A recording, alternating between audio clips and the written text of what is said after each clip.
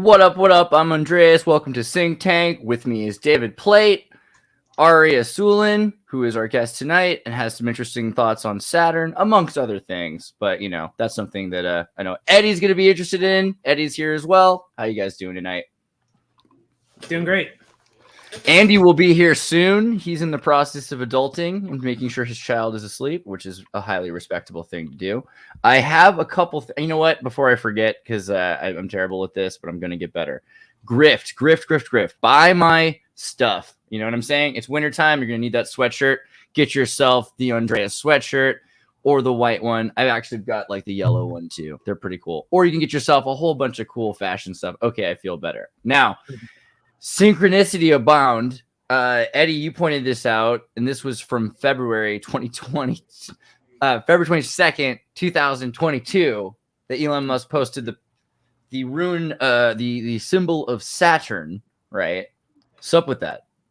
Yes. I would just just following a series of tweets, but I never even spotted that before back in February. But you already pulled it up, right? Yeah, there it is. So I haven't even read the comments yet. I don't know exactly what he goes further. He's like, and then you know what? Tau is cooler than pi. Which is, I mean, I saw that video as well, but I wonder, like, it's greater than always cooler though. Greater could just be more mass. Something could be bigger than something else. I don't know. That could be true. I wonder how nerdy he's going. Jeremy Fawcett with 1123. God bless you. That is the answer to our question. Probably has some. This is TAU, not TAO. Just to be clear. So like like the Tao, you wouldn't spell that way. This is the cross. Yeah. So this could speak to currency. It could actually him saying that could even equate to the digitalization of currency when you look at the origin of dollar, as we've discussed, from the German, the connection of Numbers 21 with Moses with the serpent on the pole, where we get the meaning of money, which is actually a Tao cross. So the Tao cross is money. I'm trying not to obsess. Yeah. I'm trying not to obsess with the number 19, but here it is again, the 19th letter, and the letter Ta. I'm sort of thinking about the number 19, Sally. The dead woman in Eyes Wide Shut. Ooh, Sally, that girl. I just watched that movie. Finished watching it 10 minutes ago. Oh, really? Well, things are syncing up right now. Yeah, that's pretty wild. You saying Mandy or Sally? Who you saying? Mandy. Is her name Mandy? The red hair? Yeah. Oh, okay, I got the name wrong then. Yeah, it's Mandy. Whatever. Yeah. But the ones whose corpse is in the morgue scene. Right. Yeah. So that woman told me that she's the same woman in all those scenes. She made it clear, Eyes Wide Shut, man. Oh, Eyes Wide Shut. Sorry. Hey. Fucking yeah. No. So that actress, she was really something, man. Did we discuss that last week? Yeah, we brought up a bit that she was a bit to the conservative side of things. A little too conservative for you. Looking at this mask, is actually exactly the same one that Doja Cat was wearing for her 27th birthday last week. Mm-hmm. I wore, for the Halloween, I had my my plague mask. You had your Heath Ledger mask there. Yeah. That's another rabbit hole. Heath Ledger in the Dr. Parnassus. Mm-hmm. This is a very practical mask because you can always install the menthol salts right in the beak, and then that way you can breathe through it, which is what they're really for, apparently. So there's some health effects to that. But yes, it is the first mask worn during COVID, and I did want to say Article 19 is an interesting sync in my mind, and something that we should always be harping on more than the views and expressions here do not necessarily represent, etc. The Illuminati. We could say. Article 19, everyone has the right to freedom of opinion and expression. The right includes freedom to hold opinions without interference and to seek, receive, and impart information and ideas through any media, regardless of frontiers. So anytime anyone tries to censor us, it is a human rights violation. And we just have to contact the Article 19 organization about the Article 19 Human Rights Declaration, which is a coalition that includes the Bill and Melinda Gates Foundation. So I'm sure they're going to be on our side. There you go. Yeah, that'll help us out. Pretty sweet. Yeah. What do you guys think about the redacted papers? You guys seen all this with the COVID papers redacted? This is fun. We get to talk about COVID and all the nonsense now because they screwed up that hard Okay, so the way I'll set this up, Pfizer could soon be raising the price of its COVID vaccines, right? And it's because of all the, expenses associated with this. And you've seen, but however, cashing in on the pandemic, pharma giant plans to sell its vaccine with a 10,000% markup, despite revenues tripling and the CEO pocketing $50 million during COVID crises. We the people hear this? I hope that somebody's upset. But why is this working? Also, they're testing on Israelis, which is not safe and not cool. Pfizer unredacted doc shows they're hiding pre-knowledge of stunning numbers of serious adverse effects. You heard it here first, but also I feel like Russell Brand's talking about There's this. Naomi Wolf there. Yeah. Whenever she showed up, I don't know. She I was don't like really trust her. testing, man. She like had to tiptoe back into social media. It didn't take long the couple times that she showed back up. But yeah, she was pretty much censored throughout the entire pandemic. She went off at the beginning and then she was gone for a long time. It was she was put into the same category as David Icke there, 154 retracted COVID studies, says Fortune. The damage is already done. Yes. I mean, maybe already done. I think they said it as safely as they can. But yeah, there's a lot going on right now where they're going to have to, and that's the question, is how much does Pfizer have to raise their prices in order to cover the lawsuits that are obviously impending from these redacted documents? When was the last time you saw redacted medical documents like it was the CIA? You know what I mean? Right, that's the thing. When we talk about redacted documents, it's not as commonly, but it's been true. There's been a lot of redacted documents related with medical things for the last 2 years. But oh yeah, when did you hear of it before the last two and a half years or whatever?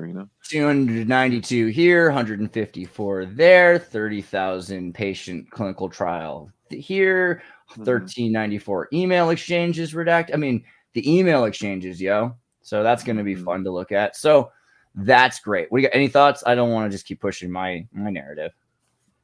I got plenty of thoughts. I'm not sure if I'm allowed to say them on here, though. See, that's what I'm saying. Let's just do it. Like I'm at this point.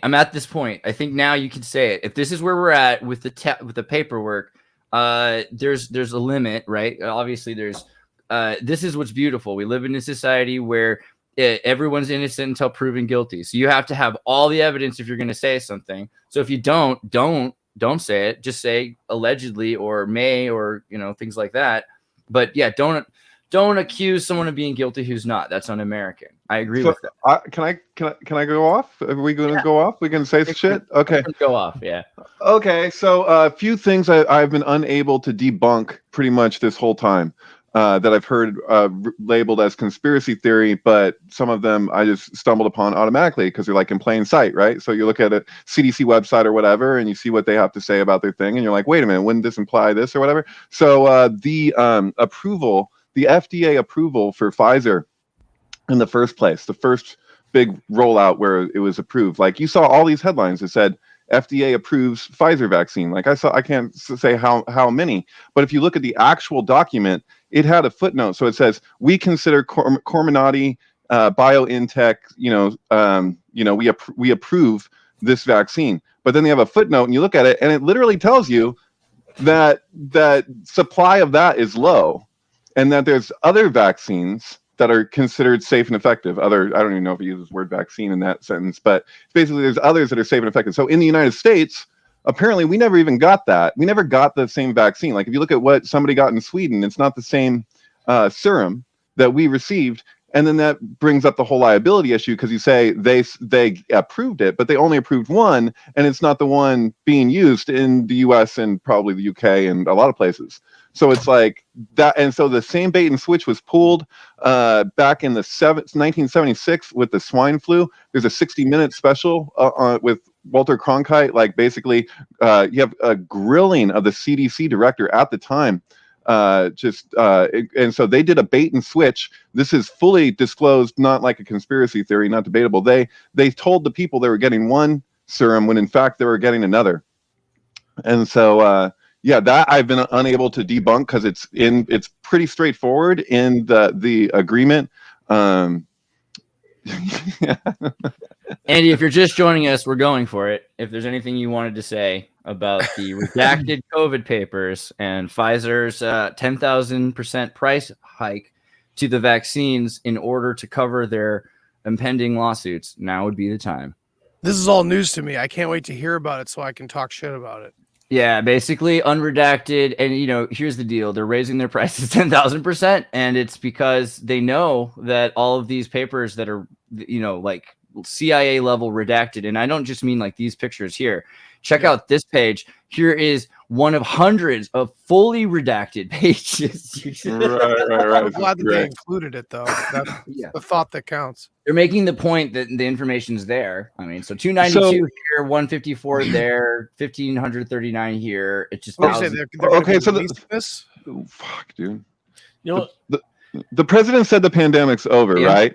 So does that mean that we're not having in a state of emergency? Because Trump announced a state of emergency, Biden renewed it. We've been in a state of emergency, and they can only use the EUA products if we're actually in a state of emergency at that time, right? So that was the thing with putting the vaccines on the children's schedule, is that they wanted to remove the liability for when this emergency ends. And so that's the whole time. Every time like somebody's been saying they wanted to, I have friends that like go to protest, went to Canada and different things. I'm like, dude, the one thing that I see is, can we end the state of emergency? Because if we end the state of emergency, then what the hell? They can't use the emergency use authorized products. But it seems like now we're at a very critical time, because if they end the emergency, then what the hell, But if it's on the schedule, but they got like 97% of people don't want the vaccines for their children, the boosters that are being offered. So it's like, that's a huge percentage of people not accepting them. And what a time to put that on the schedule. And what you're going to do there is like all the vaccines that we would argue, like, hey, if somebody says I'm not down with the gene therapy, the mRNA business, but they're like not anti-vax, well, this is going to make a lot of people invariably anti-vax, because if you have to reject the schedule, you got to reject the schedule. You know what I mean? Like, I want to pick and choose which vaccines my child can get. But you know what I'm saying? One quick point there is that here in America, we are so lucky that we get to choose in this point not to give it to our kids. Guess what? Europe, China, you don't get to choose. If those kids are not kept away from the government, then they are basically forced into this campaign. That is the big difference between America and the rest of the world right now. The things that China has, it's really interesting. So they have an aerosol, like the inhalable vaccine. I mean, I didn't even hear any report comparing the formula in the much more blackout there. Yeah, way more sensitive. You can definitely, if you have a Cody box though, you can hack into the IPTV drones and you can see them flying around. Yes. David, remember growing up in Santa Cruz and we had all these unconstitutional ordinances that said you couldn't sleep outside and all these things like that. And they used to more beat than women sleep. in the street. Yeah, you couldn't. You couldn't stop for longer than 10 seconds within 10 feet of the buildings on Pacific Avenue. So they had like a no stopping ordinance. They had that you couldn't so they did a vote that they said within a certain amount of feet within an art piece, you can't ask for money. You can't, even if you're playing music or whatever, you can't collect money. But then right after they voted on that, then they put art pieces all the way down the street, like measured out, like here's some random art. And it was like, oh wow, look how that worked. Because when people were deciding on it, they weren't necessarily, everyone was visualizing, oh, that's going to be everywhere. So they're like, oh, and now it's like, oh, no more art pieces. Well, that's great. I love art. But it takes cops to enforce those. Yeah, I mean, so basically, yeah, the cops were enforcing some of those things. And then there was the gardeners and the business association with, all the characters from the Lost Boys who really run Santa Cruz, right? Like the goblins. But selectively, so they selectively enforce. So not everybody would get the hassle. And then it's like, oh, so it's like, it was like a kind of classism amongst, treatment of like, I don't know, man. Yeah. But so the thing was, as I recall it, that there were so many unconstitutional qualities to these ordinances that eventually, after about 10 years, 7 or so, they got to the Supreme Court and they were able to change the law. But by that point, the damage was already done. Most people went with the flow or went somewhere else, right? Basically. Mm-hmm. And I feel like that's what's going on with the kids being vaccinated. Like, so a lot of people and workers too. They say, okay, obviously this is unconstitutional. Obviously this is a human rights violation. But for now, I can either not work for a few years until that's all sorted and recognized, or for now, I can go with the flow. And if they go with the flow, it's going to be very hard for people to later on say, oh well, we owe these people how much money exactly for what we've done to them. Yeah, well, it was asserted everywhere that the transmission, and now people say infection isn't the same as transmission. What the hell are you talking about? Like, in order for something for you to be infected, it was transmitted. But like with the saying that vaccines didn't allow for transmission, like if you debunk that in 2020, I'm being Captain Obvious over here, but if you debunk that in 2020, you got freaking, like, people said some really negative things towards, even though you're like, it's right there. And now they say, we knew that all along. It's like, no, a lot of us did, but we weren't allowed to freaking say so, which is incredible. But yeah. So you guys have any conclusions yet as to what this was all about? It's a genetic mutation. Yeah, so there's like on one side you got the Canada Emergencies Act, which shows where the emergency acts are going, and it's not lesser, it's more. But on the side of mutations, I always err for transhumanism is coming, and the more that we can know about the human anatomy, then the better off a certain small elite class will be with that data. Yeah, I mean, this is my own little dumb theory, is that because I've been tracking like how government in America has been experimenting on people, not just vaccine, but like spilling like mysterious gas into the subway of New York, basic dumping ground, like all these military experiments on civilian sectors since World War One. Yeah, and it's just been legally getting away with it at all, and we don't know how they got away with it. They aerosol LSD to town in France. Yeah, multiple people died, went to the insane asylum, and it's just like, yeah, we like to do weird shit. Andy pulled up a really good thing that we gotta pull this up. This is one of my favorite things that's happened recently. Thank you for reminding me. We all knew this was coming, and it's just funny that it comes from the Atlantic of all places. Well, it's also that it comes from this particular person. Like if you look at past positions. For those unable to see it or can't read it, let's declare a pandemic amnesty. Okay, and we have to remember how they use legal terms like occupy or amnesty, which means a legal form of forgetting. Right? An amnesty after forgetfulness of passing over. There's a point when the after 20 years there's an expected amnesty for murder cases, for instance, right? You can't try somebody after a certain amount of time for murder. So amnesty, let's declare a pandemic amnesty. We need to forgive one another for what we did and what we said. I can forgive, but I can't forget. In other words, I can forgive friends of mine that felt that I shouldn't be allowed to go into businesses. I can totally forgive them because I know that they were fucking part of a hysteric reaction to things and not knowing they're in a place of fear. Like, I can totally forgive that, but I can't ever forget that for the fucking life of me. So amnesty doesn't work. Yeah, sorry, no.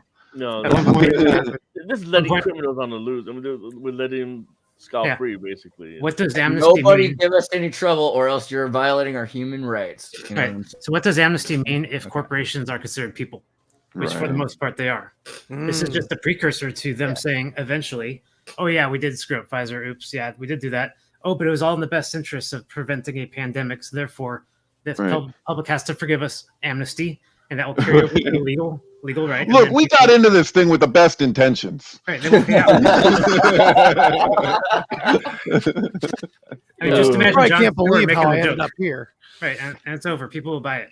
I couldn't believe that just making the distinction where you're just like, dude, like, people having perverse incentive or opportunism, and there being a crisis. So you're like, yeah, I get it. There's a crisis, totally. But let's pay attention to perverse incentive. And it was like, that didn't exist anymore. It was like you are automatically a conspiracy theorist, you're whatever. But just because you didn't want to go full force into assumption land, like, wow, man.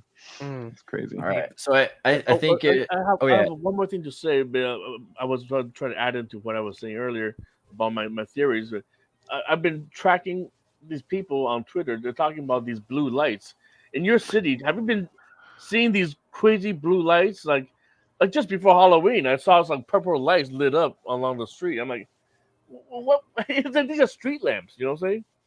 And why did they change it from the whatever halogen into these UV. I saw a scary TikTok video that seemed to suggest something there in relationship to vax, but that's a crazy conspiracy theory. Let me hear that. Let me hear what did you Yeah, hear? and you can announce it. That's the craziest thing we've heard. How crazy is it? You know what I mean? Go ahead. Oh man, I don't. Yeah, thank you. These crazy people that believe these crazy things on the internet. It was a. I can't. I don't know if I can do it justice. I have the video on my phone. Angry young or angry old Armenians here telling us. Downloaded the video off of Twitter. I don't actually use TikTok, but it was a close up of a street light, and it had a number on it, and it basically like typed that number into a Google search and was showing you what comes up around it, and it was basically like what was it? It was connected to the vaccine, so it's like that series of numbers that seems so random was like connect. I don't know. I can't do this. Those crazy TikTokers with their crazy conspiracy videos. You guys know it's crazy. It's crazy. Yeah. What is this? Conspiracy theories that turn out to be true? Like, sometimes. I did want to do. Sorry, if you want to keep. How's monkeypox doing? Well, how's it doing? I was gonna try. I'm waiting for the marketing. I was going to try to remind us that this is not like some sort of a sync show. So we're not like talking about the synchronicities here or anything, but this is the next subject that's completely unrelated. And it's all about the recent athletes that have died and young people dropping dead. So, I mean, I just wanted to have a moment of oof about that. We shouldn't try to connect it to anything though. Can we get where do you find objective representation of athlete deaths compared by years? Where is that available? It won't. Nothing that won't be discredited anyway. Yeah, and also, how would you be sure that they're actually like male or female, or like how old they are, or anything about them? Because you can skew all data for the last 10 years. Yeah, I don't know, man. I'd like to see all cause of death, because in 2020, around maybe April, May of 2020, I looked up all cause of death in 2019. And it was pretty easy to find. Like, this is how many excess deaths in 2019. I still can't find that direct of a representation of excess deaths compared by years since 2020. So that was like beginning of 2020. I could for 2019. Now we're in 2022. I still can't find it for 2020. You get what I'm saying? The channels that used to allow that stuff to be handed off to the internet all the way through have been cut off. That information has become hot. This is no different from the Pentagon Papers. And that took forever to come out. And after it came out, then changed many people's minds. Yeah, I used to share a fucking a graph. It wasn't the culminative. It was what is it? So it was the CDC's website had death by age, and it was all. But the way that it used to be represented at one point at the beginning of the pandemic was all the ages together with the different colors showing each one, and then they separated it and they changed the scale for every image. Because when I would show it all in one image, when they used to have that available, people would go, "That's not real." And I would go, "What?" And I would in debates, because I'd send them to the CDC websites for themselves. Like, I'm like, just click on the link. This is CDC website. Look at the chart yourself and get back to me. And then it was like, wow, holy shit. Because you're looking at the age, the scale, you're getting a perspective. And so like, yeah, that shifted at a certain point because it didn't look so good, because people would notice that the life expectancy is like, what is it, 80 years old or something like that? Like, general or whatever. But it's like, what was it? The most common COVID death of age was like 82. So you're like, it's over the expected age of death in the first place, like way more consistently. And it's like, that's fucking whatever. Man. I don't know. Obligatory but ambiguous reference to the planet Camilla being removed from the system. Right. Oh, the other thing that I can't debunk that I've gotten a strike for on Facebook is just looking at. I had a screenshot of the CDC website where it said 14 days. So like until 14 days after your second shot, you're not considered vaccinated. And I'm looking and I'm like, wow. And then how long are you considered vaccinated after that? I still haven't found that. But I'm like, okay, so let me get this straight, just to be very clear. Like, if you have an adverse reaction, say to the shot within 14 days of your second shot, are you marked as unvaccinated? And if you're hospitalized, are you hospitalized and unvaccinated? So I'm like, I don't feel like I'm like fucking, Glenn Beck asking, like, I'm just asking questions. Like, that feels like a real question that's worth asking. And I still haven't got an answer for it.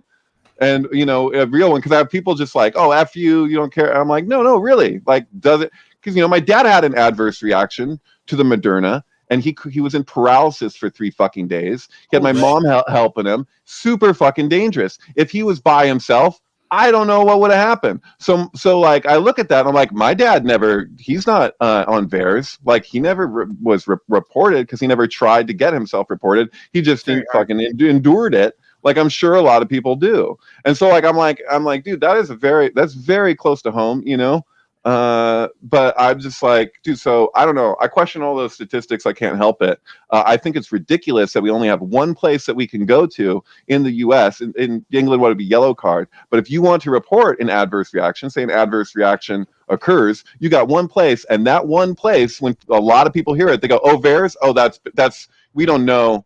But how many of those cases are real? Have you read any of the medical paperwork that the pharma companies come up with to see what else it could be besides the vaccine? Because they'll be like, do you vape? Do you slip down a lot? Do you read? Do you watch videos? Are you on game? Indoors? Yeah, like all these things contribute. Have you been walking through a city? Have you been walking through the woods? Both of these things have different things. You grow your own food? Yeah. Do you eat it at the store? All of these things could cause drinking water, listening to music. And it's true. I mean, and people always laugh. They're like, dude, have you been to California? Everything says it can cause cancer, but it all can. It all can. Anything that says it can cause cancer in California can cause cancer. So if it's in other states, it can as well. And people oxygen causes cancer. It just might take 80 years. Yeah, that's true. I like the George Carlin one. It's like swallowing your own saliva can cause cancer, but only slowly. In a little bit, decade. Okay, I just want to write on that. That's a joke. Please don't take us down, internet. God, all right. So David was saying, his dad took a Moderna, and my dad too, because my dad's one of those beneficiaries who got because Japan, the prime minister who just got a shot in the head with a homemade handgun, right? Yeah, that guy gave Taiwan like 190 million of Moderna. He's like, oh, we don't need it, but you guys sure can use it. Oh, man. Here you go, Taiwan.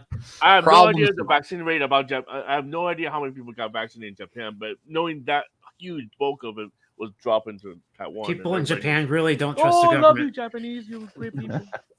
Yeah, they don't trust the government. And then he got killed. Right. Yeah, we got that from Snore. But in terms of media, so we can almost, unless you guys want to keep going, we could take it back and do it again. This isn't the last time we get to talk about things. I think it's the first time we get to talk about things. But this is fun. Is the leaked documents that reveal the DHS spy state authoritarian takeover battle plan. And guess what it's about? It's about all of the agents that revolving doored into the corporations. So not just Halliburton these days. We're talking about Twitter. Twitter had some really fun ones. Twitter is hiring an alarming number of FBI agents. This was July, right? So as soon as they thought that Elon Musk was coming into the company, but there are, of course, examples of this for decades earlier. You can see tons of different. I don't know if I have the other one, but there's a bunch of these different characters that have been brought into Facebook, Meta, Google, CIA agents, NSA agents, all in there. And then you've got these papers that show, Veritas leaked some stuff showing the comm lines. Actually, you know what? Out of a certain amount of respect for posting the thing, we're gonna go to Tim Pool's. Yeah, I know. But we're gonna go to Tim Pool's. We're gonna go to Tim Pool's Twitter because he did put up here somewhere. Where was it? Leaked documents. See, good job. Somebody did at least on his page, and he's sending it. But the amount of where was it? I saw it. The people, the pages. Oh, is it so far down? God, dude, don't drink so much of that soda pop. Here we go. Facebook content requests. Request secure access to Facebook content request system. So here's examples of government portals to just immediately take down some content. So let's say that Facebook has people on it and they're in India and they're doing their job, but all of a sudden somebody retweets a Whoopi Goldberg debunking on Facebook or something like that. And the government is just like, no.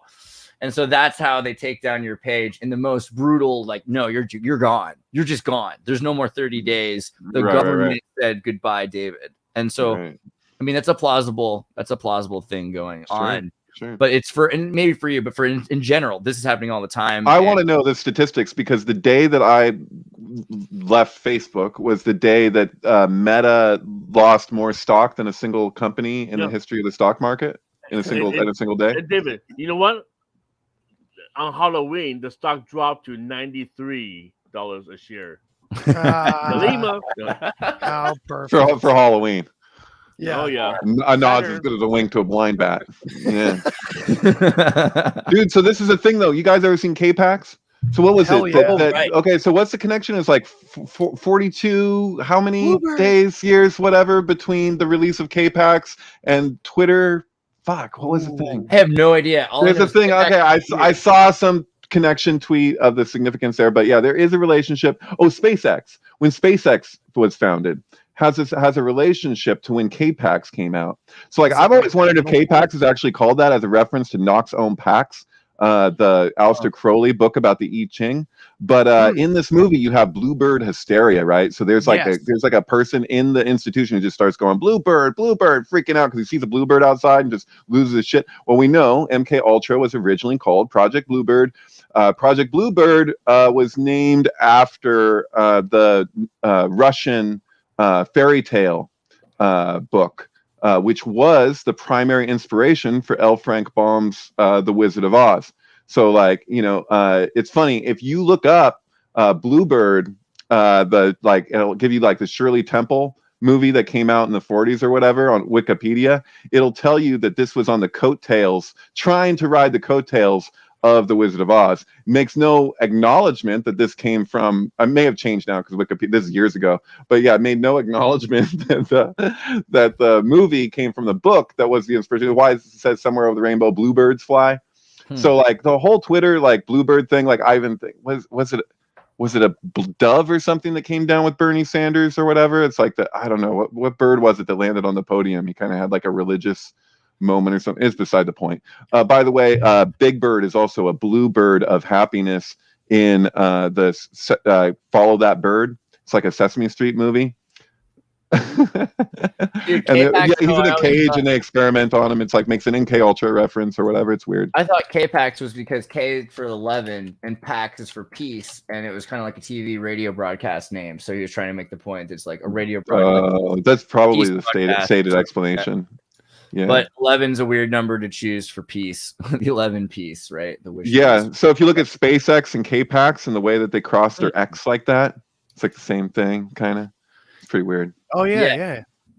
I mean, Tau again, because we did the thing with the T comes from the X, and Saint Andreas was originally crucified on a giant X, and there's a bunch of Oh well, this is a significance. This is a context. Is that Bluebird deals with class issues? So you have the kids that they fall asleep and they go into a magical place. It's the same thing as like what happens with Dorothy, where she basically wakes up in her bed and she's like, "And you were there, and you were there." It's that same kind of trip. But it has the whole thing has religious connotations and everything. But it starts with them looking across the street at the rich neighbors and what their Christmas looks like and their fucking party. And the whole moral is to like accept where you're at, which is what happens with Dorothy when she's like, "There's no place like home." And so it's really kind of like accept yourself in the class situation that you're that. And this is where we get the bluebird of happiness. The blue meanies in Yellow Submarine, they say, "I never told you this, but my cousin was a bluebird of happiness," which is, there's actually a Bluebird Beatles revolver resonance. I have a sync with that. But what is that blue character in a Yellow Submarine called? Well, there's Max. There's Max is the guy working for him. What's his? There's the main blue meanie. I can remember. Blue meanies. I thought it'd be here. Ari's gonna pull up. What you got here? Oh boy, from Simpsons. This thought was relevant. Bluebird of unhappiness. And it's wearing a straight jacket, if you can notice. There you go. It's in Back to the Future also. The Bluebird Motel is referenced where he actually happens. It shows up multiple times throughout the movie. And then there was Bluebird potato chips that had a Back to the Future themed commercial advertising thing. It's real. Yeah, it's Bluebird all over the place with associated with time travel too, which might, I don't know what that's about in relation. This is a minor sidetrack, but Ari, pull up some stuff while I really quickly say this is why I think the blue check mark for $20 is a good idea. Because you guys all saw Stephen King's like, I don't want to pay to have a check, blah, blah, blah, blah. But like Kyle Rittenhouse keeps begging for a check mark, and I love people to death and all, but like I think this proves why people should have to pay $20 to have a check mark, because it's like, what's all this meme talking about him being a girl in reality? I don't know, but his sister's pretty. Have you seen Kyle Rittenhouse's sister? This isn't even the first time I've done this. Hold on, this is messed up, like, because he doesn't look like he'd have a very pretty sister, but that girl is fleek, you know what I mean? She's floss. She's doing all right. That's all I gotta say about his sister. Well, you're also the blue check mark altogether. Yeah, I agree. I'm gonna get it for like 6 months to make sure that it's destroyed. You know what I mean? I want to make sure that nobody respects it, and then after that, see this? No single raindrop thinks it's responsible for the storm. You know. SLC punk. That is, $120 just to make people upset is a nominal fee, and it's an obligation as a citizen, I think. The issue is that when you're paying for your tweet to be spread, and it's not just based on people's reaction to it, people's retweet, people's response to it, you know, how you're basically buying exposure. How many people though? Because the thing is, that's the thing, the organic, which could be okay, whatever, fuck it, you know, I don't care. Like it's a platform, they can do what they want. I mean, I think people that make their own decisions don't spread like as fast as people that all just conform and follow. Like line dancing can be a much bigger dance, you know. So if you get to a size where enough people are just trending on the 200,000 people following you or something like that actually do the research, that's probably where it starts to make sense. But what will probably happen is most celebrities are going to get rid of their check marks, because what's the point? Probably. Right. Yeah, it's not a bad thing. Yeah, it's going to even the field on that level, but then people won't have as much exposure if they don't pay the money to get the special badge. Badges are just stupid. It just always feels like the fucking sneeches. You know what I mean? I'm just. I don't know why I made this parallel. It's not really directly connected, but just the idea that, like, you know, we can do this from our homes now, where we don't have to be in broadcasting anymore. You know, the blue check mark thing, it's like the value of it disappears anyway for whatever the blue check mark is in their eyes, you know? Right. Yeah. It's lost. I mean, but Ari, if you want, I was thinking we could look at some of the stuff that you've got on, you know, either Mars or on Tartaria or like wherever you're at, you know. What are you thinking? Sure, yeah. It might sound like a tangent from the other topics, though. But that's the brilliant thing. See, now we've actually did a little bit of that contemporary mumbo jumbo to keep us timely, and then we can get into the timeless deep space of research, right? All right. Yeah, we'll probably sink some shit in the way there. Yeah. See, who knows? Let me share then. My main project right now is a chronology of Earth from the first memory till modern day. And just ended up being this huge, and the project's going to take a lot longer than I thought it would originally. Is that showing up? Yeah. Excellent. All right. So let's give you an idea of where I'm at. Can you increase the size of the text a bit? Yeah, that's a good idea. Legit. Cool. Okay. So it's a Earth history timeline reconstruction based on catastrophist theories. That's Saturnian cosmology, young Earth theory, anything that's sort of happening within thousands of years rather than billions or millions. Right. And of course, an alternate to, say, the will of God or God's hand, that kind of fundamentalism. So this is alternate theory that basically looks at literature, all literature of the human race from all sides of the planet at all times, and it makes a simple assumption that everything that we see is something that they wrote down that they saw, our ancestors actually saw while they were alive, and that there is no reason for us to dismiss all of it all at once as we do to the notion of superstition. That is essentially what we do. And when we look at, say, Greek mythology, Norse mythology, here in America, South and North mythology of the Mayans and other people here, we just dismiss it all. We just say none of it is based on reality, it's imaginary, etc. So without getting too far into that, there's a lot of authors out there who have done this already. And, I it took me a while to just sort of find them all, because these authors are not presented to us as part of the debate. They are simply banned. And when you get close to them, you encounter other things, which are considered controlled opposition, by most people. The opposition is controlled essentially by the people who are trying to forbid the knowledge to you in the first place. So what we got is fake outs, like say flat Earth. Sorry if it's a big belief. I actually do have a lot of reasons to believe that parts of flat Earth theory is correct, and yet the Earth is not flat right now. But why do people think it is? Because ancient Bible says so, this and that says so. Okay, but why do people think it is right now when none of that stuff's around? There's no firmament over there. Let's just be honest.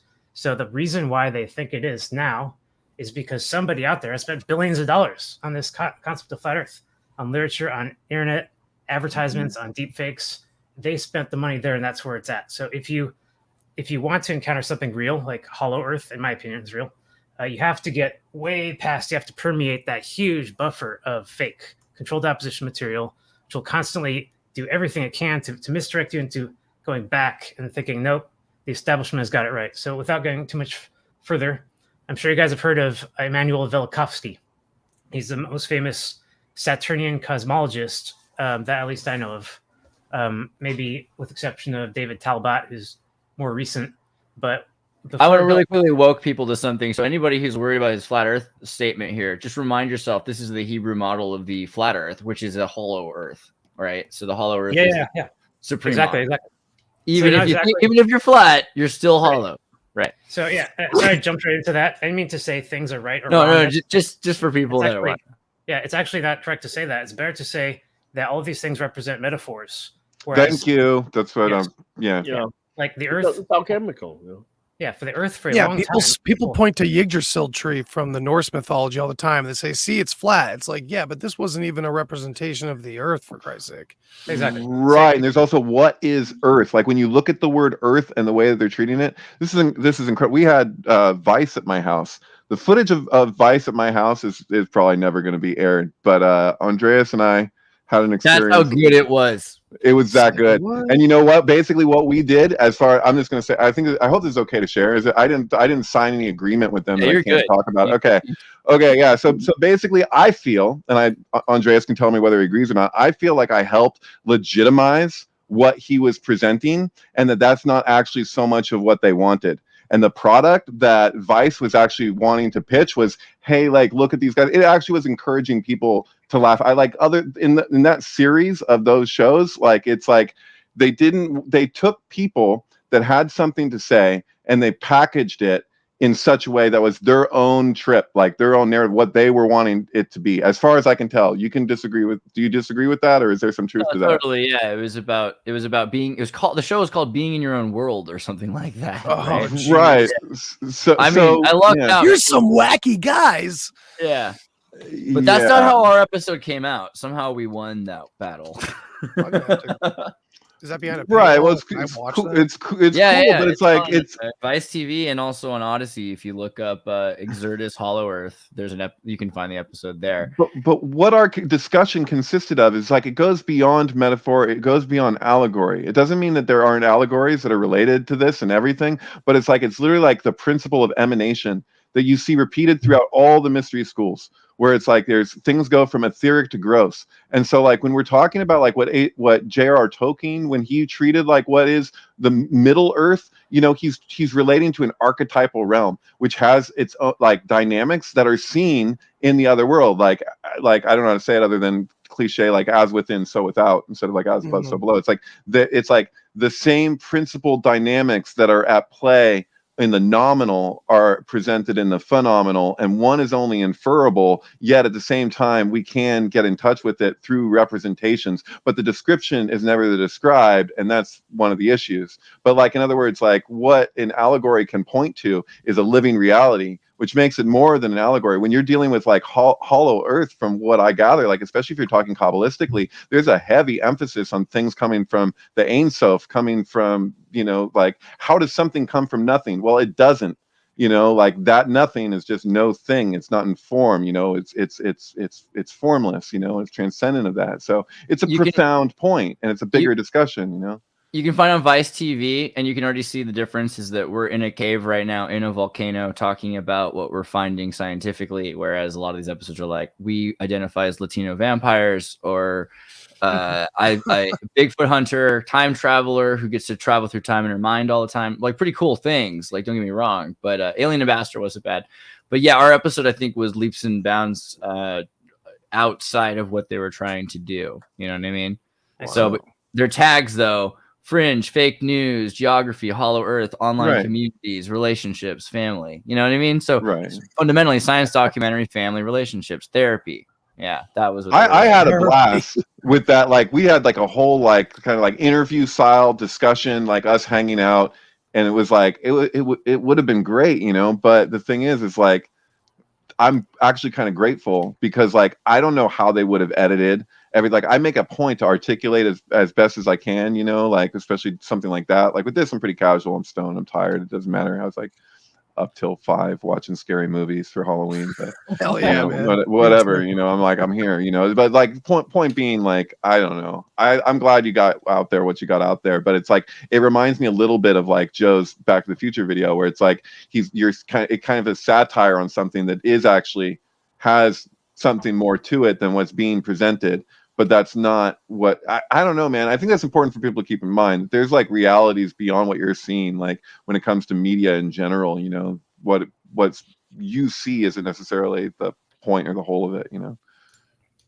Right. Sorry, Ari. But on the level of Yggdrasil and the world tree, continue. Right. So just to recap real fast. The No, idea, no, it's all related. You're absolutely right. Literature is actually full of both. You'll find what people would reference as that was real. I saw it happen, and then stuff like what happens in the afterlife, what happens in the soul, Gnosticism, and you find that in history too. You find that period in history where people started to delve into that and stick with it for a long time, and then get wiped out in the Crusades later. So there's actually periods in history where we did go into that, and periods where we were trying to be really just on the ground, serious, only things that we're seeing happen, no metaphors. The absolute start of history, the origin, the golden age, the dark age, all of these particular times were times when people did not have time for metaphor or anything that they could not see. Magic was literally all around you. And by magic, I mean extremely high amplitude, low voltage, collinear configuration energy passing from the sun into Saturn through all the planets. It's something we can't really imagine. And it's described extremely well in literature. In Indian and Christian various literatures, they all describe the exact same kind of golden age. So this golden age isn't so mythical once you enter into Saturnian cosmology or electric universe theory.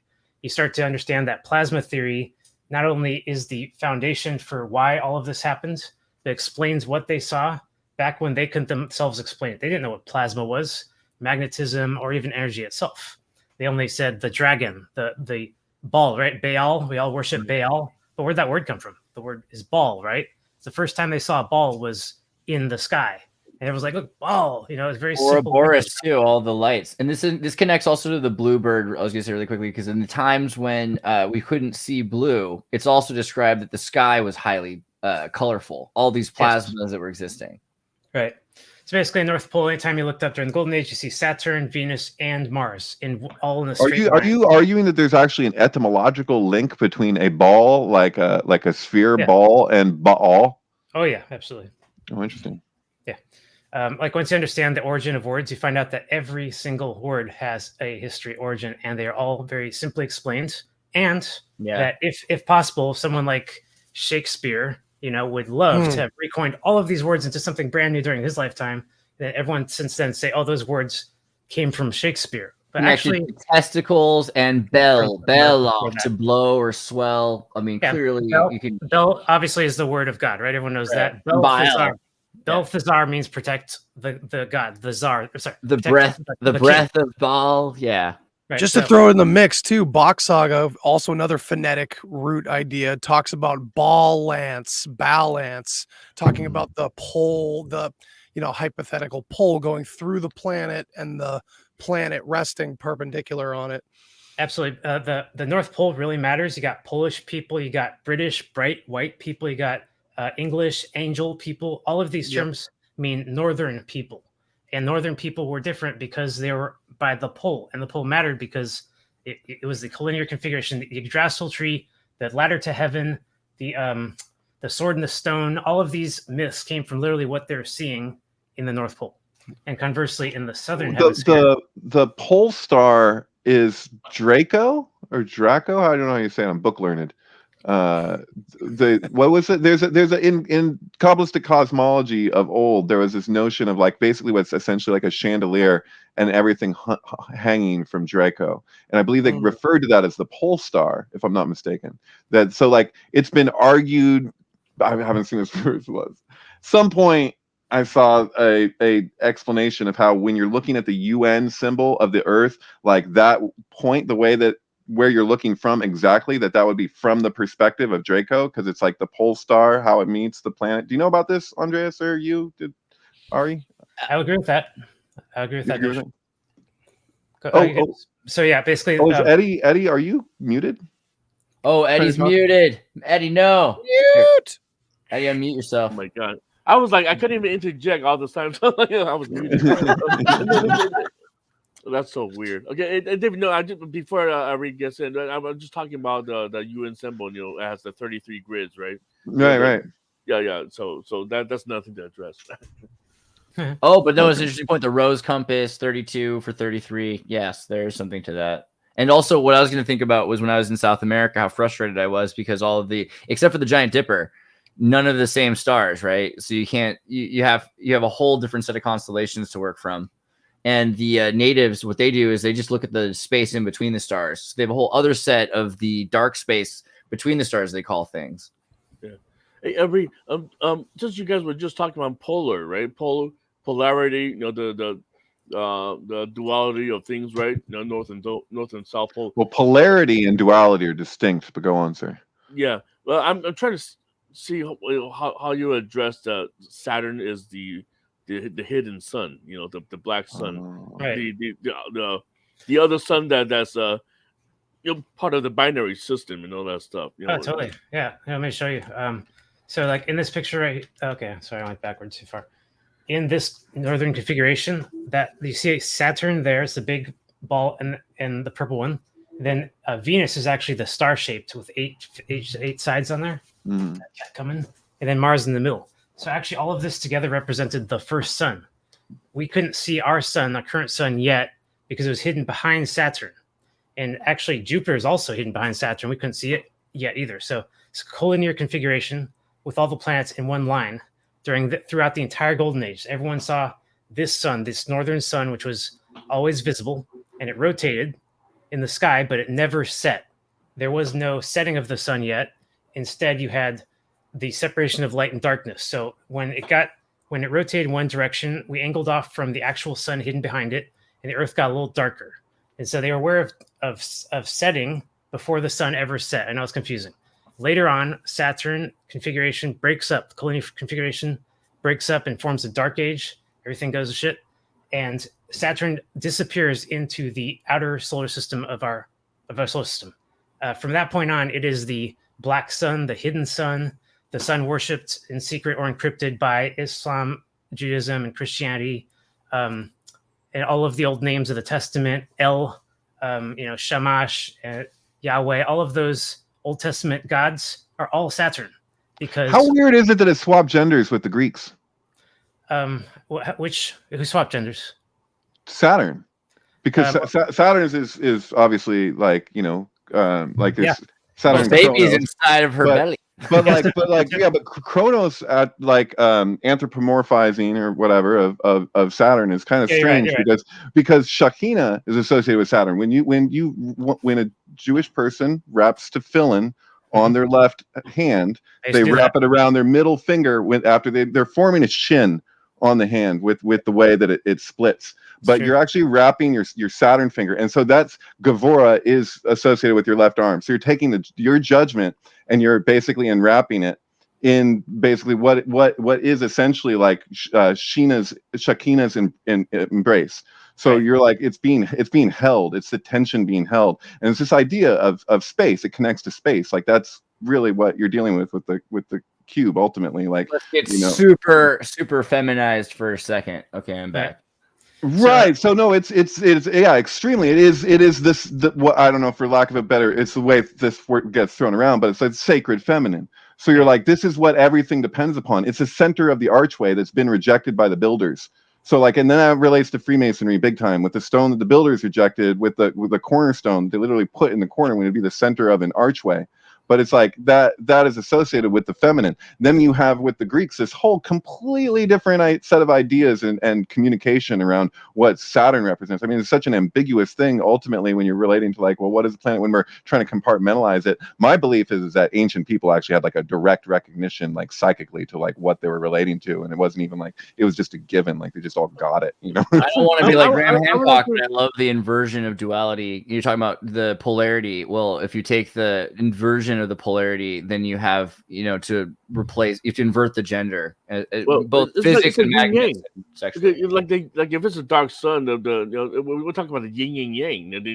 The hidden sun is hidden in the negative polarity, which is is always represented by feminine energy. But Saturn is the mother of Earth. Sun is the father of Earth. Essentially, the other reason to believe Saturn is a mother is when Kronos Saturn devoured his children, right? I mean, like you have to accept that something that gives birth has to be female. So Kronos is inherently female because of what everyone saw happen. Saturn split open during the Golden Age and allowed all these planets to come out. See Jupiter and Mars and Venus. Then something bad happened, and during 2860 BCE, Saturn gobbles up all these planets again. They get stuck in there. See, it's on Earth. Earth is the biggest planetoid, so we didn't get gobbled. But we saw then the weirdest thing ever. Jupiter rips a hole out of Saturn's stomach and takes all of his siblings with him, and they escape Saturn forever. So this mythology, nobody knew what to make of it, or why the gods were acting in such a way, or why they didn't represent or relate to human affairs. Mother, father, children. If you look at all Greek mythology, the lineages of who begat who make no damn sense. They're all over the place. They're twisted. And frankly, they're not unrealistic. You constantly have fathers and mothers, children killing their own children. Just doesn't happen much in real life. Yeah, it's a mercy and a severity, balance of that. Right. But I'm also trying to pay attention to a lot of the cosmology and the mythologies or even current. I've been paying. All of these guys seen my posts in Synchronous, where I've been watching Prince Harry a lot because I feel like Prince Harry and Prince William, they've been set up to be the two sons, where Harry, he Sirius A and Sirius B. Yeah, weren't they both born on like the equinox or solstice or something like that? It's like, poor Diana that they had to rush him for that. It's kind of Prince William was forced birth, right? It was on the summer solstice, whereas Harry, of course, he was born on the 15th of September, but at the same time, his birthday is very strange because he. Well, I mentioned that on his 33rd birthday, the Cassini aircraft was plunged into Saturn on his 33rd birthday, and he also is the owner of the Invictus games. Sol Invictus, as we know, is Saturn, and also Sol Invictus is the sun. Yeah. So, no, Sol Invictus is not the sun. Yeah, Sol Invictus is the name of the sun. Ooh, what is it? I don't think that is that right? Is that right? Sol Invictus. Sol is certainly a sun. Invictus, Helios, sun god, unconquered sun. This is the name of our sun. Unconquered sun. Yeah, temple of the sun. Saturn that I know of, but maybe there's a thing with Saturn. Let me look Saturn. You should understand that there has always been a confusion between Saturn and the sun, especially in literature by people later on who didn't know what the heck they were talking about the first time. Oh, sure. That would make total sense. You're describing sorry, continue on the deluge transition, because I think that's a huge that's where this stuff changes and why we look at it differently. You bet. Whatever caused the deluge, right? Yeah. Right. It's kind of impossible to argue against that one in and of itself, right? Because you got Gilgamesh and the Torah, and everyone seems to be in agreement on. You have at least three great deluges. The first one wasn't so bad. The first one was actually good. It was when Earth left Saturn's Absu layer. The Absu layer is a plasma sheath around the black dwarf Saturn, and you should know that was the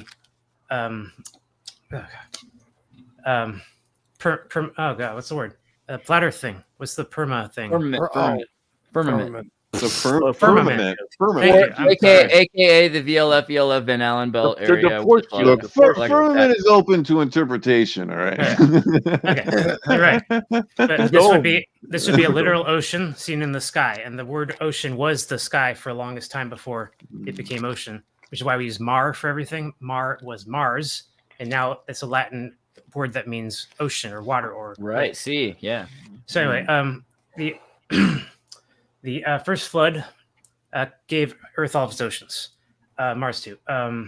The seawater in our oceans has the exact same ratio of salts to hydrogen and oxygen as Saturn's rings do today. This is confirmed. There's a lot of other connections between Earth and Saturn. The tilt of the planets are identical. Lots of really cool matchups once you look into it. The point is, first deluge was necessary. It was like Earth leaving the womb, and it needed its own resources to generate its own electromagnetic field, and from then on would live in its own orbit in the solar system. So the first deluge was sort of that process. The second and third one were a result of the planets getting close proximity to each other, like when the Exodus happened and Venus streaked across the sky, dragged the oceans with it, and caused another deluge. So there was good ones, there's bad ones, and during all this time, the people don't really know what to make of the planets at war. You know, they see like Venus, like creating tendrils, getting wrapped up in Mars, and they're just getting stuck on each other. It's like, oh, they're in passion, they're in love affairs. It's Sir Lancelot and Guinevere, and Jupiter is King Arthur, and so Lancelot keeps taking Guinevere away from King Arthur. That kind of thing. They see it happen. They don't know what to make of it. They just write it down. It becomes a myth. It's long before it becomes what we know of it today. Like the King Arthur book that was written in 1941 or something, right? Once a Future Prince. They're all created around the same time. Lord of the Rings, King Arthur. The Ramayana is basically the same archetypal story. So is the Shekhinah's separation from Ze'er. These are like central archetypal important. They go beyond myth, right? Oh yeah. But I certainly believe they're real, and there's a lot of evidence to believe that they're recorded by every civilization. You could just kind of correlate them and find out when these things happened. Planetary alignment with Mars caused that instance we know with Sodom and Gomorrah, where 3 out of the 5 cities of the plain were destroyed.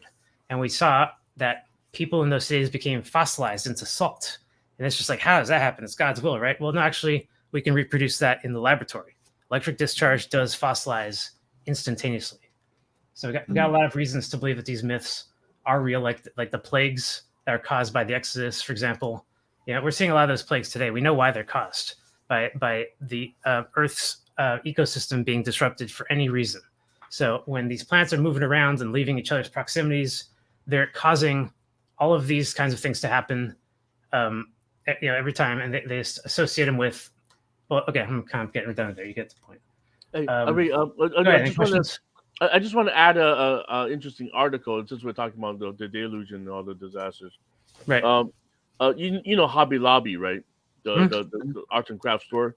Yeah. It's owned by it's owned by these Bible thumpers, right? So Cheney buddies, yeah. Yeah. So this guy, the owner, he was forced to return this cuneiform that was stolen from the Iraqi museum. Wow. That's part of is a part of the Epic of Gilgamesh, right? So, right, the flood. The flood myth. So he returned it, and then just like last week, he said all the profit of Hobby Lobby goes to God now. He said his job is done. And so I don't know. I thought I'd add that right, because you could digitize it, so it's there. Give me 30 seconds because I had a little sync because you talked about Venus. So this is this kid's video about how to terraform Venus quickly. And so the idea is there's a lot of CO2, so they have to like nuke it and then it'll freeze. And then once it freezes, they'll collect all the frozen CO2 ice, right? And then once the CO2 ice is collected, what they can do is they can launch it into space. Let me see if I can find the part there. Yeah, there it is right there. And they'll launch it into space, and then they can make rings, right? And then from the rings that are collected around certain planets like Saturn or Jupiter or Mars or something like that, then that can be used for further uses to terraform other planets like Mars and Jupiter. So it's using the exact same theory that you're saying is the way things already happened, which I think is very fascinating because this is My problem is someone should tell that kid that the atmosphere of Venus is 800 degrees on the surface. Well, that's why they want to. That's why they want to nuke it so that it freezes everything to the surface, and then they want to launch it as ice once it's been nuked a bunch. You got to see the kids' video; it's adorable. No problem. But you know that show Third Rock from the Sun? I'm just going to tell you that I don't think that Venus is a rock planet. It is a plasma planet. Is a dwarf. There you go. I think that makes background. Yeah. Instead of Pluto, the Venus is a dwarf. Pluto doesn't exist. Pluto is a metaphor. It's a cartoon. Yeah. You know who came up with the accretion theory, all that stuff that NASA's based on, billion-year-old Earth and all that? Emanuel Swedenborg.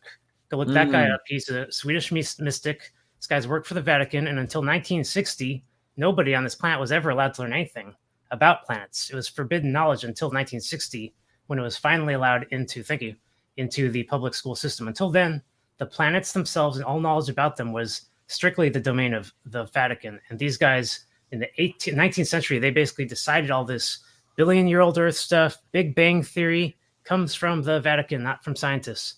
As a result, these guys have sort of pulled the wool over our eyes in order to get us to worship the things they care about. A Big Bang creator, a universe that's always been there that they have authority with, therefore their authority remains forever. It's forever because if you look at it right now, the one of the most powerful observatories in Arizona is named after a Vatican. Well, it's run by a Vatican named after Lucifer, right? Right. Yeah, and also Elon Musk paid a tribute. He took all his sons to Vatican earlier this year. Right? Did you remember that incident? Oh, that's right. And of course, Elon Musk pretty much got the whole sky controlled with the Skylink. And I wonder what his kid's Christian name is. Hey, I have a question for you, Ari, because I brought this up before, but I'd be interested in your thoughts on it. Zecharia Sitchin. I've read The 12th Planet and just when this is maybe my early 20s or something, I picked it up and I was like, I'm just going to not even look at what anybody else to say about it. I'm just going to read this book, entertain it, and then I'm going to go back and I'm going to go scrutinize it. So I go along and I read the book, and then it's like first page, so it's beyond debunking. It's ridiculous. It's so preposterous. But the thing is that I really do feel, and my rabbi actually feels similarly, that Sumerian text, that there is like a treasure trove of things that are pointed to that are really relevant to the Torah and everything else. Just the idea of this poetry that's also mathematical, and the way that it gives us the slightest little window into the way that ancient people thought, which is unbelievably different than how we think. And that one of the big problems with organized religion is kind of projecting into ancient texts what we relate to things as though that's what they related to things as. We don't know what their consciousness was like with so many less influences, and just what that was we can't really experience that, or so I guess where I'm going with this is, what do you think of the idea? I don't know, I'm just speculating, but what do you think of the idea that Zecharia Sitchin was basically a hired disinfo agent for the Vatican, who worked at the UN? He did work at the UN, but was that his role? Was that, okay, we know people are going to pick up on certain things in the Sumerian text. It's just a matter of time and scholarly issues. So they're like, okay, we'll put something so outrageous out there, just enshroud whatever that is in so much bullshit that it'll be a baby with the bathwater. People will just, throw it out. Sitchin was a Freemason, probably. I don't know. I haven't looked him up if he's actually a Freemason, but he very well may have been. I don't know. Sure fucking seems like it. But whatever the case, I've also said the same thing about Kenneth Anger. I think Kenneth Anger was a disinfo agent for fucking the goings on in Hollywood, that they're basically like, okay, shit's going on, people are going whatever, but you put it all together and then people go, oh, you mean that Kenneth Anger shit? Oh, whatever. So people do the same thing with Sitchin. Oh, the 12th planet. Oh, you're talking the Nibiru thing, and away all these things get thrown around, Yes. You're describing a controlled opposition agent, and the idea is you need to control the opposition once the opposition gets too close to the powerful truth. And that's what it sure looks like, yeah. And as you describe religion, just go ahead. There's not that many people that can read cuneiform, right? I mean, Sitchin was one of the very few that was able to piece it together. I mean, he's like the Rosetta Stone cuneiform, the Sumerian text. I don't know who else has authority. Prominent ones have disproven him since in certain cases, in certain situations. But then, then again, there are certain instances where it comes down to interpretation. But yeah, I don't know. Well, there's that. There's the also thing that just you his just had up, yeah. Andreas, Yeah. the thing that I just put up. This is interesting. I'm not sure if it fits in, Ari, or anybody that wants to comment on this. This has something to do with the Sumerian kings list and interpreting those reigns, those ridiculously long reigns of kings and everything. And they break it down in a much different way than I've ever seen. They say it's related to something called the diatonic G scale. And that to me sounds immediately like frequency and sound. And these numbers are the same numbers as the Mayan calendar, which is interesting too. I didn't notice that. Yeah. That's interesting. Well, so it's like the kings actually are telling this coded story supposedly about these numbers. Right. So let me answer Dave's question. I do believe that you won't find one single piece of literature that hasn't been redacted. And when things get redacted, they're done in such a way to very advanced, actually. And I'm talking about all literature from the Bible to the New York Times gets redacted in such a way where it's translated from the truth in a metaphorical sense into the established reality that they want us to believe in. For example, ancient aliens. Anytime you see ancient aliens, like I just described, that's something that the Vatican came up with. Right. That's why I say that with the Vatican there. Thank you. Right. Absolutely. Some people say no, they don't believe in aliens. Like, wait, don't allow mental blocks like that in your head. It's not the case at all. They definitely believe in aliens. I have this book, How to Baptize an Alien. Trust me, they believe in aliens. Not only does the Vatican believe in aliens, but that Swedenborg guy has written extensively about visiting other planets and other life forms, other planets, which happen to be human, I'll say. But he also claims he's visited spirits. I don't know about that. Point is, you're going to find these control app agents everywhere. Now, one of the big ones that they have is that they try to get us to believe in that million-year-old timeline. Right. And just straight up, the bottom line I'm going to give you here is that there is no way to prove thousands or tens of thousands of or millions or anything like that ever. There's never going to be, and there never was. If people have faith in stuff like carbon dating or the idea that some family's been around for 30,000 years, that's great, but that's all it is faith. In the end of the day, they might be completely misdirected by that one bit of faith. And this Earth, if it hasn't even been around for that long, then every single one of these timelines is actually a translation of something else. So what are we translating here?